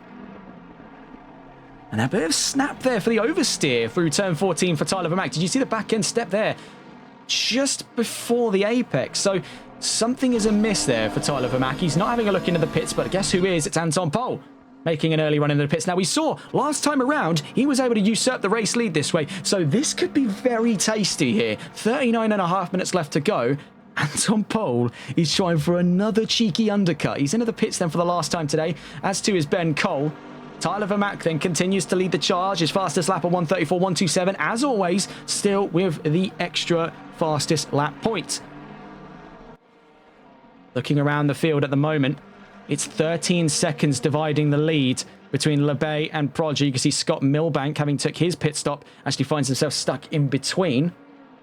That shows how spread apart the GT4's got over the course of the last nearly hour and a half of racing today. Ben Cole in the pits. Then we also see Ben Schiessman into the pits. We saw that he had to contend not only with a less than ideal race start. He was keeping his head low and out of trouble. He made his way back up to third, only just to come back into the pits one more time. And that's more likely than not going to bite him by the backside by the end of this race. Is he had to take that drive-through penalty earlier on. It seems all too much a curse right now for K1 to pick up some drive-through penalties here in Misano.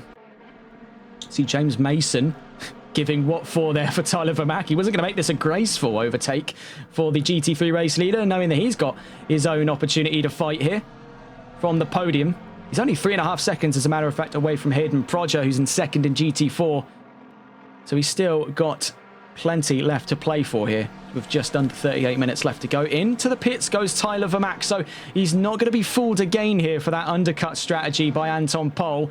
But we can see right now, Pol just on his way down towards Cursia, and now we know it's an incredibly long run out of the pit lane. That's what Tyler Vermack's got to worry about. Not how quickly it takes for him to get into the pits. That's a doddle. It's getting out of the pit lane now, because it's such an obnoxiously long line before you hit the limiter right at the midway of the Variante del Parco. Had it been the other way around, that would have basically been like a joker lap in Rallycross. It would have been a case where it's only a very slight diversion. For some of them, you could even make the argument with enough momentum, it's faster. But for Anton Pol, it's make or break. Vermaak is in the pits. He could decide the race lead right here and now, and it would be a battle all the way to the checkered flag to decide it. We're seeing from Vermaak's perspective, he's in the pits right now. This could be a little too close for comfort this time around. They weren't too far apart when Anton made that decision to come in for the first time, but the 486 might just be too far away. He's out through turn 15, then to turn 16. Vermaak has got the slow crawl here to the Variante del Parco. I can barely speak. I can't watch. The 486 is closing in faster, faster, faster on his way down towards turn 1 and 2. I think Vermaak might just have him pitched. In through turn 1, then turn 2. The 835, has he lost the race lead there to the 486? Yes, he has. The Nissan is into the lead. Oh my goodness, that was one of the most nail-biting pit runs I've ever seen in my time as a commentator. So fine here. He exits the pits swinging with both arms, half a second from the race lead.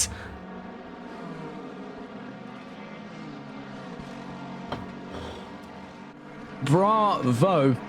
And well done, Anton Pol.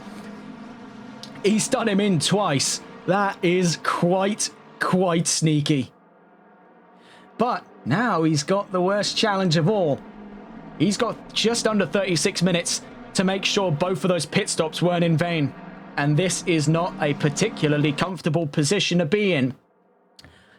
Especially now, because I don't imagine Tyler Vermaak is going to be too happy seeing that Nissan back out in front after everything he's done to get back into the race lead. He's not going to be super keen on seeing the Nissan win this race. So this could be an absolute blood feud between the two Japanese titans on front row. Buckle in, get ready for 35 minutes to decide round 4 of the championship, though. As odd a circumstance it has been to create a round such as this with a grid as small as this, it has given us one of its mightiest battles this season.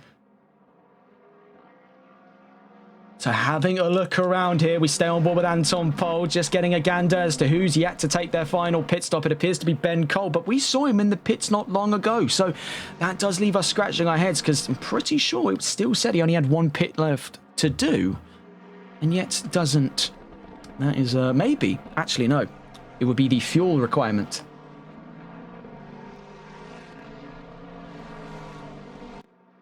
Bear in mind, this is what the pit regulations state is a 25-second minimum stop, I believe, for fuel. And I believe that's the same story over in the Sunday League. So what it does leave is open strategy for tyres. So it is totally an option, but because you're spending 25 seconds in the pit stop, I believe did I say 25 minute? No, absolutely not. 25-second pit stop. And when you are spending 25 seconds, when in Rome, you still have plenty of time here. It's 20 seconds to get new tyres in ACC, so they usually just take them on board. They've got 6 pairs to play with, from practice to qualifying to the race. You spread that amongst you nicely, and with 2 pit stops, leave 2 pairs for the end of the race. That's perfectly fine. Now, that appears to be what these two have done, because they really don't come out of these pits with much fatigue. They're firing on all cylinders here.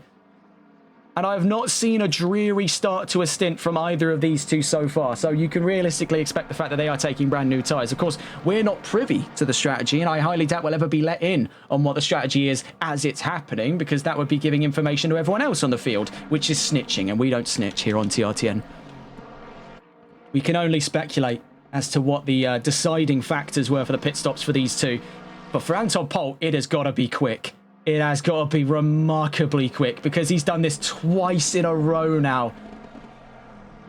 Absolute witchcraft by the Nissan team.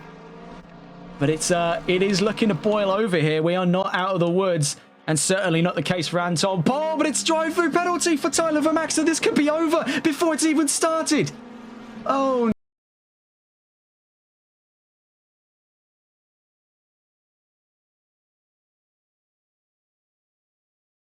and his wings have been melted. That is a drive-through penalty for the 835. That is a great tragedy for the Malois team. They were that close to leading this race. Vermaak's going to take it on track, but to what end does it matter now when he's got a drive-through penalty to play with on his way to Corvona? You can see that is almost immediate relaxation by Anton Pol. Absolutely no intensity the moment he saw that drive-through penalty come out. Tyler Vermack, I can only imagine the state of fury he is experiencing at this time after everything said and done there. Such is one of the unfortunate cases of motorsports. As much as it can lift you up into excellence, it can kick you down 12 flights of stairs down to the back of the grid, and that seems to be what's happening right now. Not for nothing, though. Vermack looks to still be in position to lead the championship, but this may be where the drop point system comes in clutch for him there. One of the many great tragedies of the NLRL Solo Multiclass Endurance Championship. This time it finds its way into the paddock of Tyler Vermack's 835. For Anton Pol, though, he is going to be grinning ear to ear with glee here, kicking his feet up in the air at the very thought of a brand new race-winning car here. The first Nissan win we're about to see by the looks of it, and a burst for Poland, their first ever race winner. So we've seen Tyler Vermack has took his his drive-through, emerges about 10 seconds clear of Ben Cheeseman and Liam Bello. Anton Pol then will continue to lead this charge with 31 minutes to go. Now, if Tyler Vermack, and this is quite the if, but I don't doubt this, because we've seen what he could do. If some of you have been watching VSR Phoenix, you've seen what he can do in Valencia. And that was with half an hour of racing, about the time we're experiencing here. It is not out of the question for Vermack to try and claw this back in, but it is going to take, and I say this lightly, the perfect drive to put Vermack now back onto that front row. Well, to the top step of the front row, I should say. He's on the front row now. That's the mission accomplished. But to put himself on that top step of the podium, it is going to take nothing short of the greatest drive in the history of NLRL. So no pressure, of course, no pressure at all. But that is mighty unfortunate today for Tyler Vermack, a driver who's not going to be feeling anywhere near as much of the problem of that is Christian Lebay. He's riding high at the lead of GT4 at the moment, about 12 seconds up the field from Hayden Prodger. You can see there's Scott Milbank in the background that he's lapped, that 44 McLaren there. And then you can see just emerging as we cut away the 222 Porsche of Hayden Prodger. It looks to be a second win on the charts right now for Christian Lebay, but with 29 minutes, never say never, because we've already seen things be decided in a broadly different direction up front in the GT3s. Let's not rule it out here on the GT4s either. Ben Cole is into the pits then for his final pit stop of the race. And watching with Christian Lebay out through turn 16. There's Ben Cole in the pits right now, checking in around the field as things have gone a bit eerily quiet. And it is very tense right now. We've just heard wind as well. That's K1 Jupiter, otherwise going on SimGrid by Ethan Oliver. We saw him in the Bentley Continental in the waning rounds of Season 2 of the Sunday League. Has won both rounds of today's Stadium Truck Series over on iRacing, so very well done to him today as that news comes pouring in. And if you're joining us now in the final 30 minutes of racing, it has been a bit of a crowd splitter. We're watching here at the moment, just checking in with the two Ginettas, currently 6th and 5th at the moment, towards the back of the field, the 987 and the 23 of Horvath and Ball. But the main story has been up front. Anton Pol now leads by 25 seconds after a drive-through penalty for Tyler Vermack. Has come at the worst possible time for the 835 Lexus, on a very close precedent to retake the race lead after Anton Pol delivered a second undercut in remarkable form. This could be trouble here. This is Ben Cole in front of him. Very laggy BMW. Yeah, he's giving it a wide berth there. He doesn't want any part of the desync radiation coming off of that, because it has been a bit stuttery here for Ben Cole. And that's, no criticism of him as a driver. He is still learning with that BMW, but Lord knows his internet has not been playing nice today. I mean, it's been moving like prime Mike Tyson, really giving him what for over the course of this race.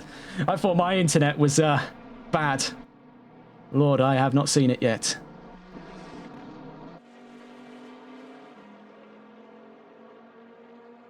Now, I'm sure there's maybe some in-universe explanation for this, like we've used before with the whole brake failure thing. Maybe, I don't know, BMW's testing some new Lockheed Martin cloaking technology. Make some fun out of it. Make of it what you will. I mean, fair play to Ben Cole. He's disconnected, what, 2-3 times, and he's come back every single time. That's grit. That's a driver who wants their points, and I can respect that.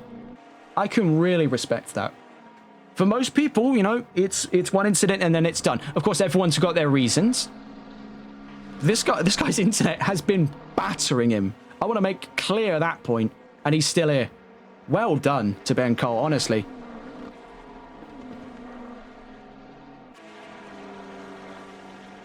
.486 then still leads the charge, and I really don't want to speak too early because I have got a very nasty habit, so it seems, here at Misano, of cursing people when I least expect to.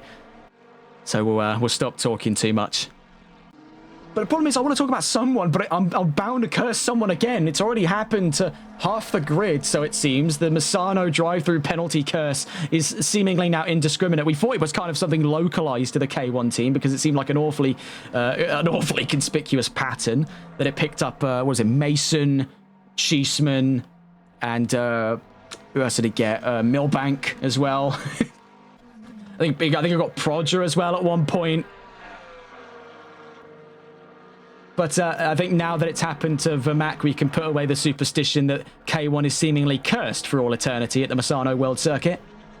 They actually look to be picking up a pretty solid points haul today. Hayden Prodger, he's 12.5, just over 12.5 actually, seconds away from the leading GT4 of Christian Lebay. Just made his way down past the line for a 1:43.465. He'll be picking up a nice and dandy podium finish. Oh man, I've been given a bit of a nuke there by Jason Bush in chat. Technically, it still is K1 because Tyler Vermac, of course, is a joint venturer. He competes right now with the Malois Racing team in this and the Sunday League, but when time comes for him to compete in the Console Endurance Series Season 2, he's a K1 driver. Yeah, it may not be a good day here to be a K1 driver. Very valid point. We're not going to rule that one out.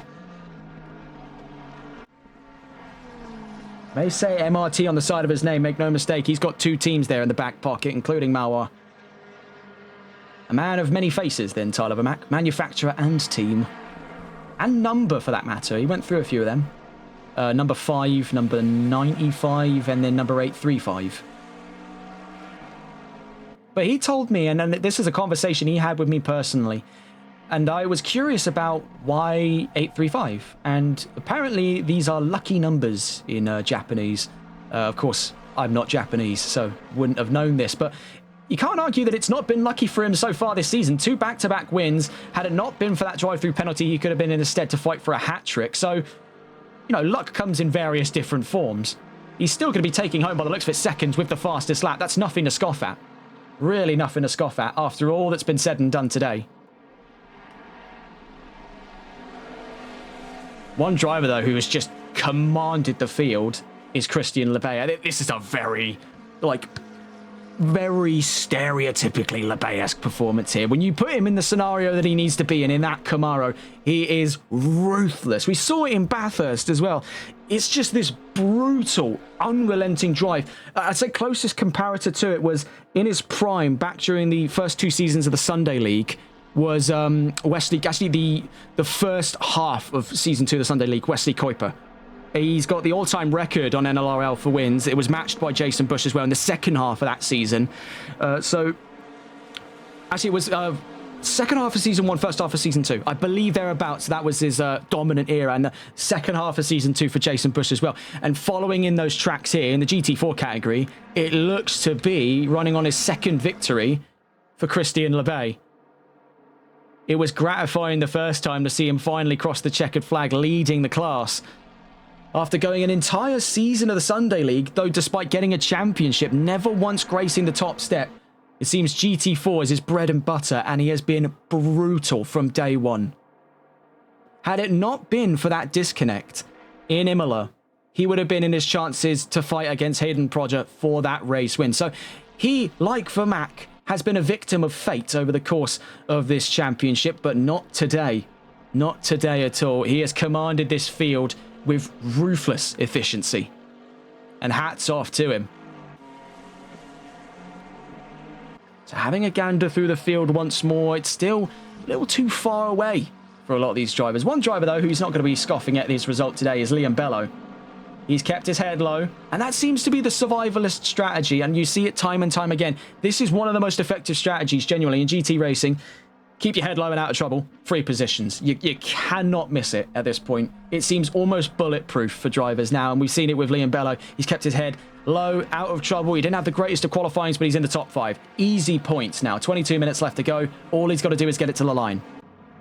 James Mason's in then with a drive-through penalty. That's his 2nd this race. So he was looking at a confident finish on the podium. That could be up for grabs here.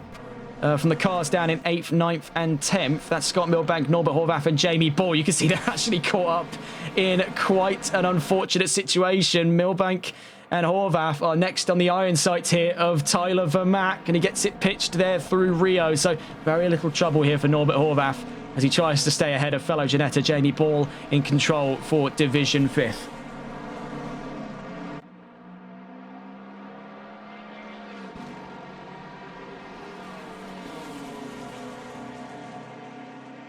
Down towards the line, you can see Ben Cole's with them as well. Oh, it's getting a bit of a squeeze there between the 2 Ginettas. Cole is not looking particularly comfortable where he's standing. He wants to get out of the way of these GT4s as soon as possible. So late on the brakes into turn 9 and 10. Horvath and Ball following in, but wide. There goes Horvath. So Jamie Ball gets a free position for his efforts. He's up an extra position then in the fight. For, I believe that's, yes, 5th position there in GT4. Jamie Ball getting that one served in quickly. Up ahead of fellow Ginetta Norbert Horvath. Horvath, by the way, on his debut here in the Solo Multi-Class Endurance Championship, has definitely had ample company, courtesy of Jamie Ball, who's been with us since round 1. Looking from Hayden Prodger's perspective, Liam Bello appears to be in the pit. Don't tell me. I can see high ping there. Did the 101... No, surely not. There's Liam Bello in the pits. He's clocked 59 laps. I can't really tell if that was a disconnect. I think it might have been. I really hope that's not the case, because he has had a really solid race today. Just quickly checking to see where the car from 5th position is close by. That's actually, yeah, Christian LeBay. So the head of the GT4s in 5th in this race. So the GT3s have been absolutely slaughtered today. 20 minutes left to go. Looks like the drop points got their hands full heading to round 5, because that looks like trouble for Liam Bello. If anyone can patch us in on what happened there, we were focusing elsewhere. I don't exactly know what's got on there for the 101. Right now you can see the Twin Ginettas, our closest fight on track right now. And, oh, it's very nearly contact there. Good aversion by Norbert Horvath. That could have gotten nasty between himself and Jamie Ball. 19.5 minutes left to go.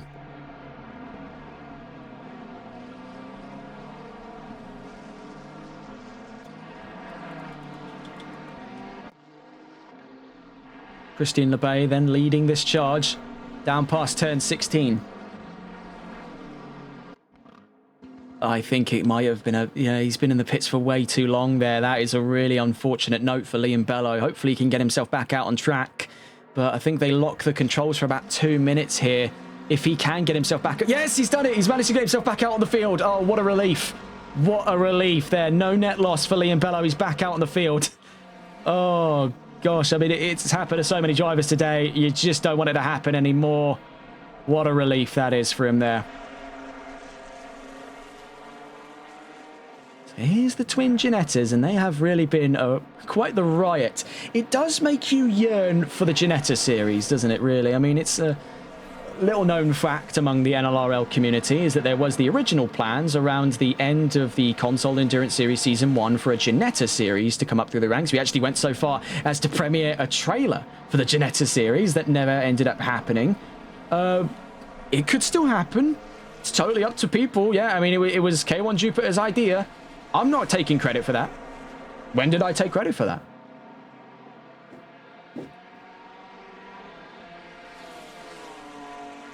But it was a idea dreamt up by K1 Jupiter, a very ambitious idea, playing parallels to the Ginetta Cup series. And it was originally going to be, I think it was stated as a partnership for K1 and GHR in the very early stages. Then when it became NLRL, it was going to be one of its opening series. That ended up being replaced by the Sunday League. it does make you wonder what would have happened if the Ginettas ever became a concept. And look, here's hoping. I'm not going to say no to the option of some Ginetta racing in the future.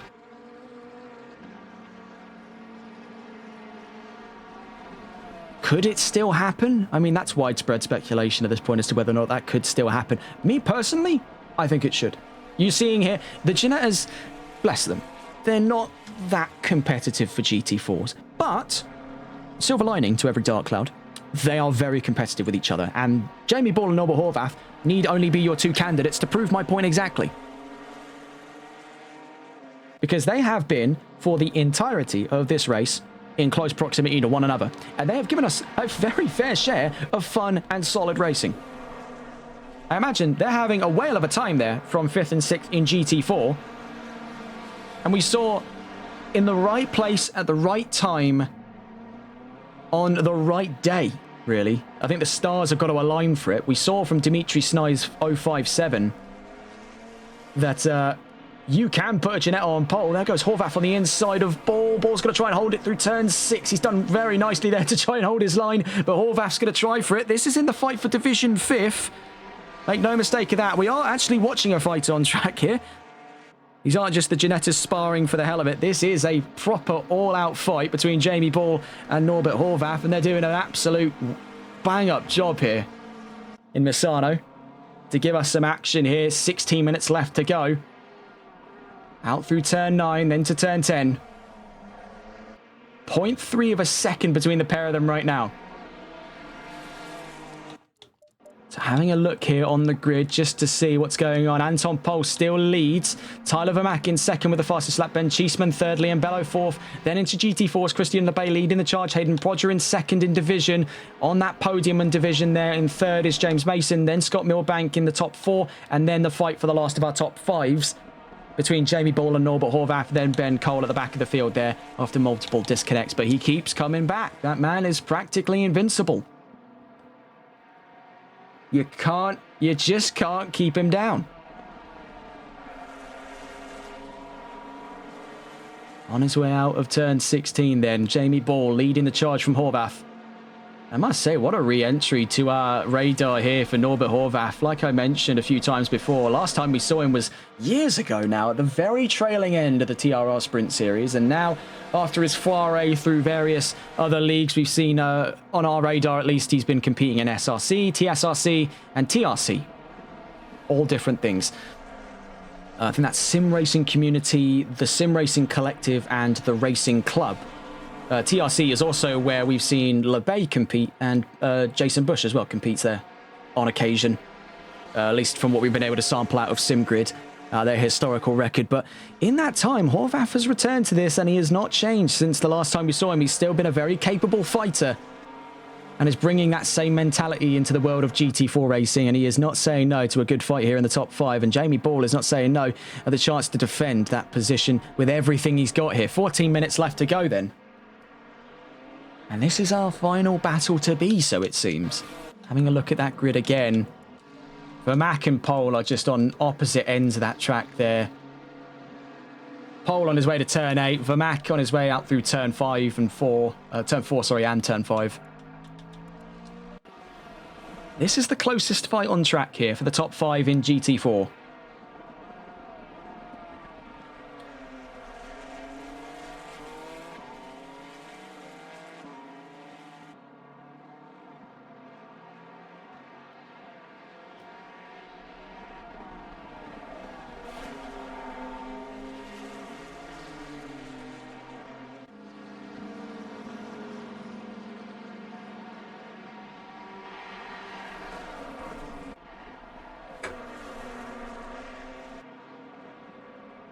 Out through the Variante del Parco then, turns 1, 2 and 3.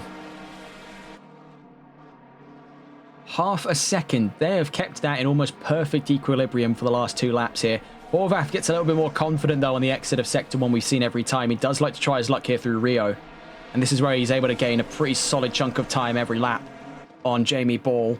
We saw he did put up a very solid fight despite that less than ideal line a few laps ago. He was still able to hold his nerve for the inside at turn 6. And negate a move there from Norbert Horvath. Down to turn 8 we go.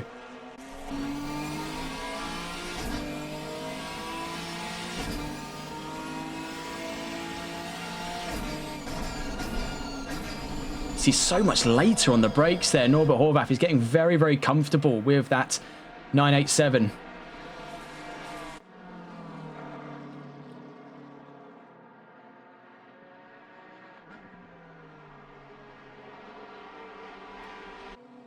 See, not too far away from them, trying a lap, appears to be James Mason in 4th in class.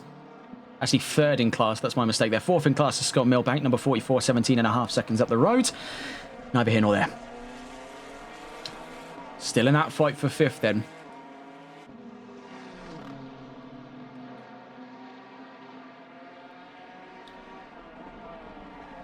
Down to turn 16 we go.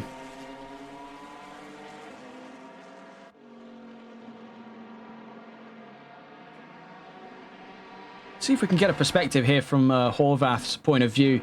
Just see if we can get a view from the attacking car, this 2-car fight. Now we're on board with Norbert Horvath, the number 987 Ginetta. His first race here in NLRL. And what an entry it has been. Competing for the top 5 in category.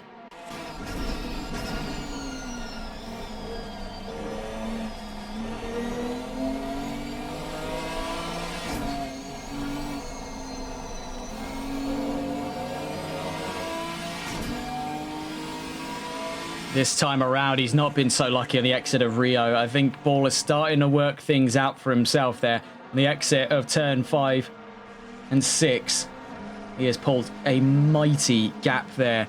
I can see high ping warnings for the number 486, and I do not like what I am seeing. I am a little bit worried there. Let's see if we can get a check-in on Anton Pol.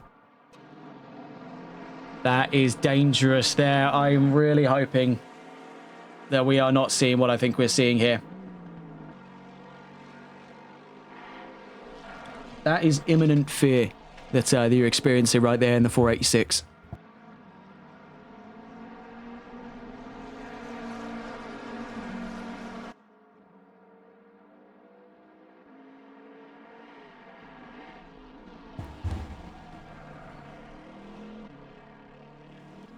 Do excuse the background noise. It is genuinely, it's gotten so hot now in the commentary box. We've had to stick the aircon on. It is so blindingly hot in the UK right now.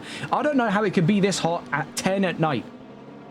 The sun is well and truly gone. It's well beyond the horizon line here. How is it still this hot? I will never know. Truly. 80% humidity and above, and then it goes to 26 degrees. It is like being in the deepest, darkest corner of hell.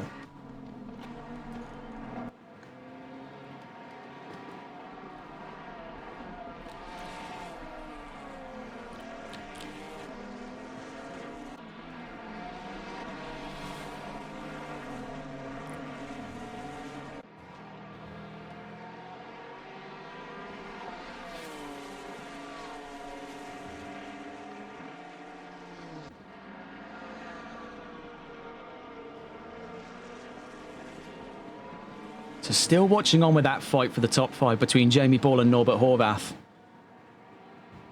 About 8, just under 9 minutes, as a matter of fact, left to go in today's session. You can see there off in the background, that was Ben Cole, and also right next to Norbert Horvath here is Anton Pol.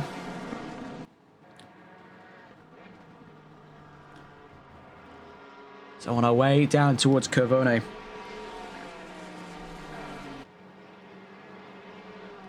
Pole fortunate to have dodged the high ping problems there. We saw the little bars there to the left of the brand logos on these cars on the leaderboard to your bottom left-hand side do indicate ping levels for those of you with a semi-functional knowledge of video games. The higher the ping, the higher the latency, the higher the chance of you disconnecting. Not necessarily a set in stone thing. Some games operate on a different basis from others, but you've got to bear in mind we're working with G-Portal here. So the moment the hamster that is running the wheel that runs these servers dies, all of us are in trouble.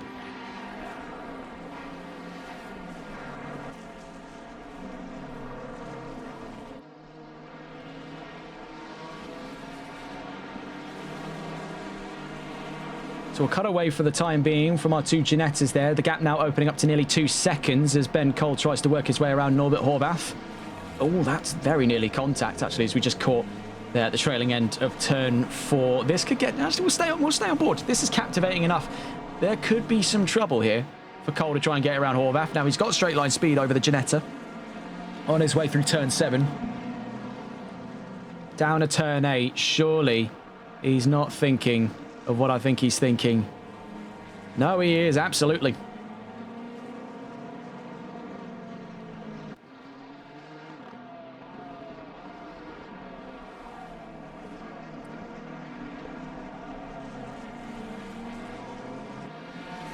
So out through Tremonto Curve, 7 minutes left to go. We do apologise if things have been a little bit sparser for coverage over the course of this race. I mean, of course, with a smaller grid, there is less to talk about, but it's also been a case where a lot of these drivers now, like with most endurance races, have been playing things tactically. We have seen the bulk of our cinematics now over the course of this race. I think the last of it were those two Ginettas, and I think the last proper big spat there was Pole v Vermac. Really, you cannot fault a drive like that today. More on that, though, in 6.5 minutes. And same story for Tyler Vermac. Now, I said it would take nothing short of the perfect drive to bring him back in contention. And while, yes, he is still with 6 minutes left to play for here, you've got to owe props where it's due that he's managed to slice the gap almost down the middle from where we saw it last. He's now 13.7 seconds away from Anton Pol in the lead of this race. Now, admittedly, this doesn't spell an awfully confident sign that Vermac's going to go home to win this race, but for the comeback that he's had and for the race that he's had, you really cannot argue with a solid result like that. And had it been a longer race, I'd have no doubts in my mind you could see the Nissan and the Lexus duke it out once more. But with 5 minutes left to go, we're in the end game here in Misano before we take our trip out of Italy and over to Belgium at the Circuit Zolder. That was a bit lofty there by Vermac. Pretty close parallels, if you've been watching the World Endurance Championship, was the Aston Martin's overtake in hypercar, getting all on the grass there.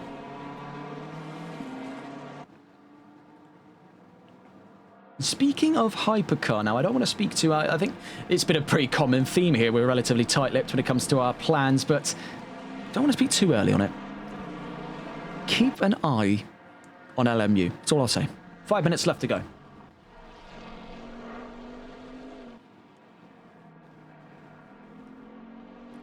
Christian Lebay then leads the GT4 class. Hayden Prodger looks to pick up another podium finish today. On thoughts of what could have been, had it not been for that drive-through penalty, I think there's definitely chances we could have seen a two-way clash on our way to the line of final duel, as it were, for the GT4s. Right now, it looks to go in favour of Christian Lebay, and he won't be arguing with a result like that. Ben Cole has a drive-through penalty there. As you can see, already trouble down at Caro Curve. That's probably the straw that broke the camel's back here for Ben Cole. Fortunately, with 4.5 minutes left to go, and he's right next to the pit lane, there is any as presentable an opportunity as ever to come in and serve that pit stop. Here's Ben Cheeseman from the third at the moment. Now, against the absolute sleuth of penalties he's faced over the course of this race, to bring home third for K1, you can't argue with that. He's really played against uncertain odds today, and props to him in the 1:14. Now, with 4 minutes left to go, functionally about 3 laps thereabouts before the checkered flag. He's just got to bring this one home nice and calm now. No imminent threat of losing the position out. You can see Liam Bello is behind him, but after having lost a lap there due to a disconnect, that's another driver you really got to take your hats off to there. Liam Bello, I'm pretty certain that was a disconnect we saw earlier. He was stuck in the pit lane. He lost a lap to all of his contemporaries there, of which he was not too far away to be fighting for position on track with. And he's still here, still kicking from the top 5, and still on a position improvement from the race start. So really, props to him. Easy look at a driver of the day position, but I'd definitely say you'd be arguing that Anton Pol could be your man for driver of the day. And there he is there, 3 minutes left to go, about 2 laps left in it for the Nissan. We'll catch on with him towards the end of his last lap. Tyler Vermac, try as he may, he's going to need a miracle here for a race win today, but he has fought diligently for where he is, and fair play to him. This is just despite the fact that the grid has been smaller and the field of competition by proxy has been smaller, it has not been an easy race for anyone. Not even for Lebay as well. He's had his fair share of struggles there. He's definitely had to fight for the race lead in GT4. Now he gets to reap the reward here as he's running free 12 seconds up the road from Prodger, with just under 3 minutes left to go. There's Cheeseman and Bello, the twin McLarens. They duked it out in qualifying, practice, and now spiritually at the end of the race.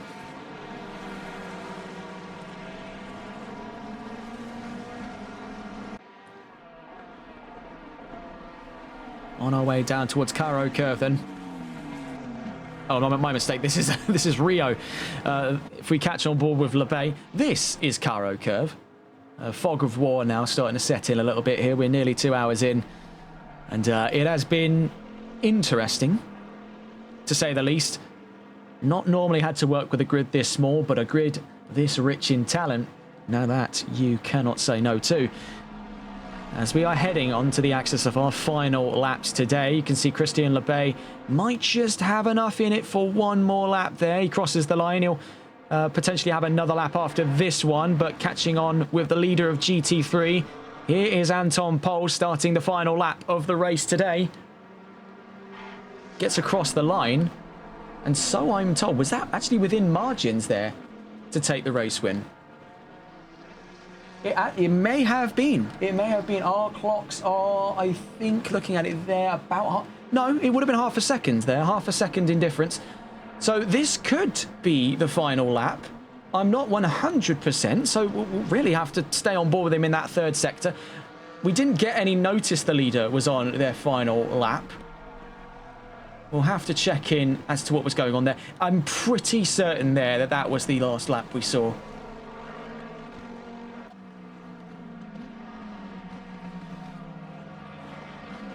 Watching with Vermac then. There's Ben Cole and checking in with our GT4s as well. Norbert Horvath, Jamie Ball, Hayden Prodger, who's taking second home today. And where is the race leader for GT4, Christian LeBay, making his way down to Caro Curve. He's going to have one more tour around the track before he takes the checkered flag for the lead of GT4. But it seems all but secure right now as we catch on board with Anton Pol as we look to potentially prepare our proceedings for a race win. Could this be the final lap then? I'm pretty certain of it. We'll see what the game has to say about that. Heading down to the line. What a performance we have seen today then as it ticks down to the very end. It might just be enough here. Heading down to the line, the checkered flag does fly for Anton Pol, who is a race winner for the first time here in NLRL. What a performance. The first ever driver to win with Nissan. The first ever winner from Poland. History in the making here in the Solo Multiclass Endurance Championship. Bravo, Anton Pol. Absolutely perfect drive today.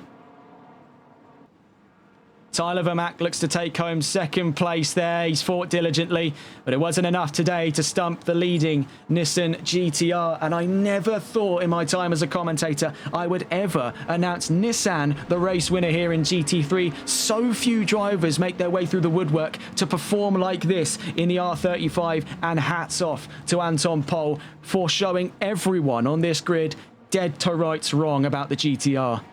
I was not familiar with Nissan's game, and neither were you when you watched it for the first time. What a performance then by Pol.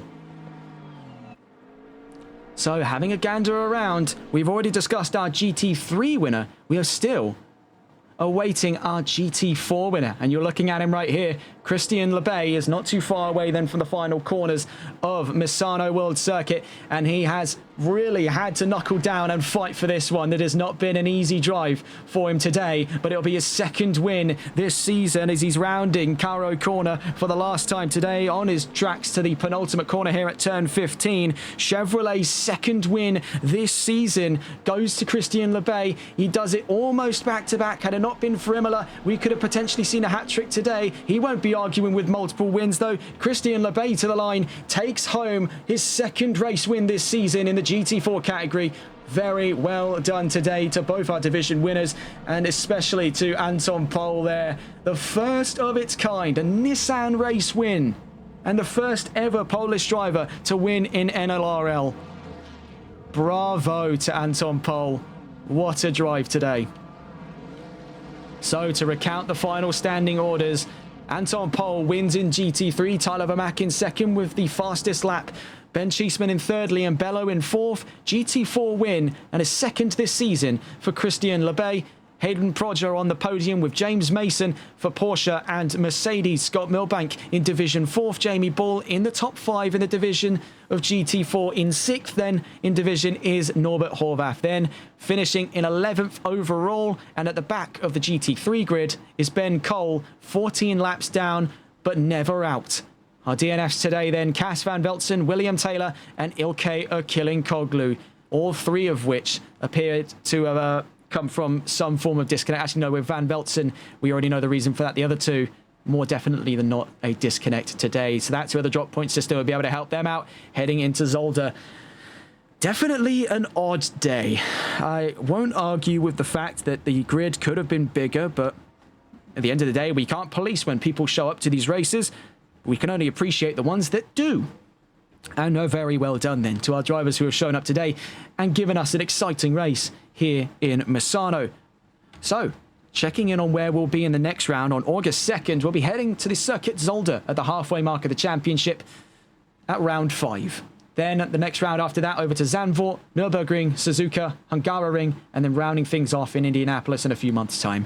It has been a real pleasure, as always, to broadcast here from TRTN for the 2025 NLRL Solo Multiclass Endurance Championship, powered by Malois Transport.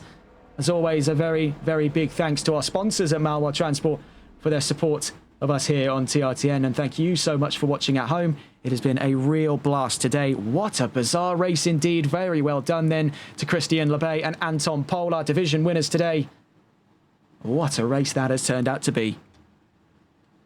Until next time, well, tomorrow, if you're tuning in from NLRL, because we'll be live for round 2 of the Sunday League at Alton Park, and our first endurance format race there for the Sunday League on the brand new multi-tiered racing system that we've introduced for the calendar for this season. We'll be coming to you live from a very wet and very stormy Alton Park tomorrow. Until next time, though, that's all from us here on TRTN. Have a wonderful rest of your evening. Take care and good night.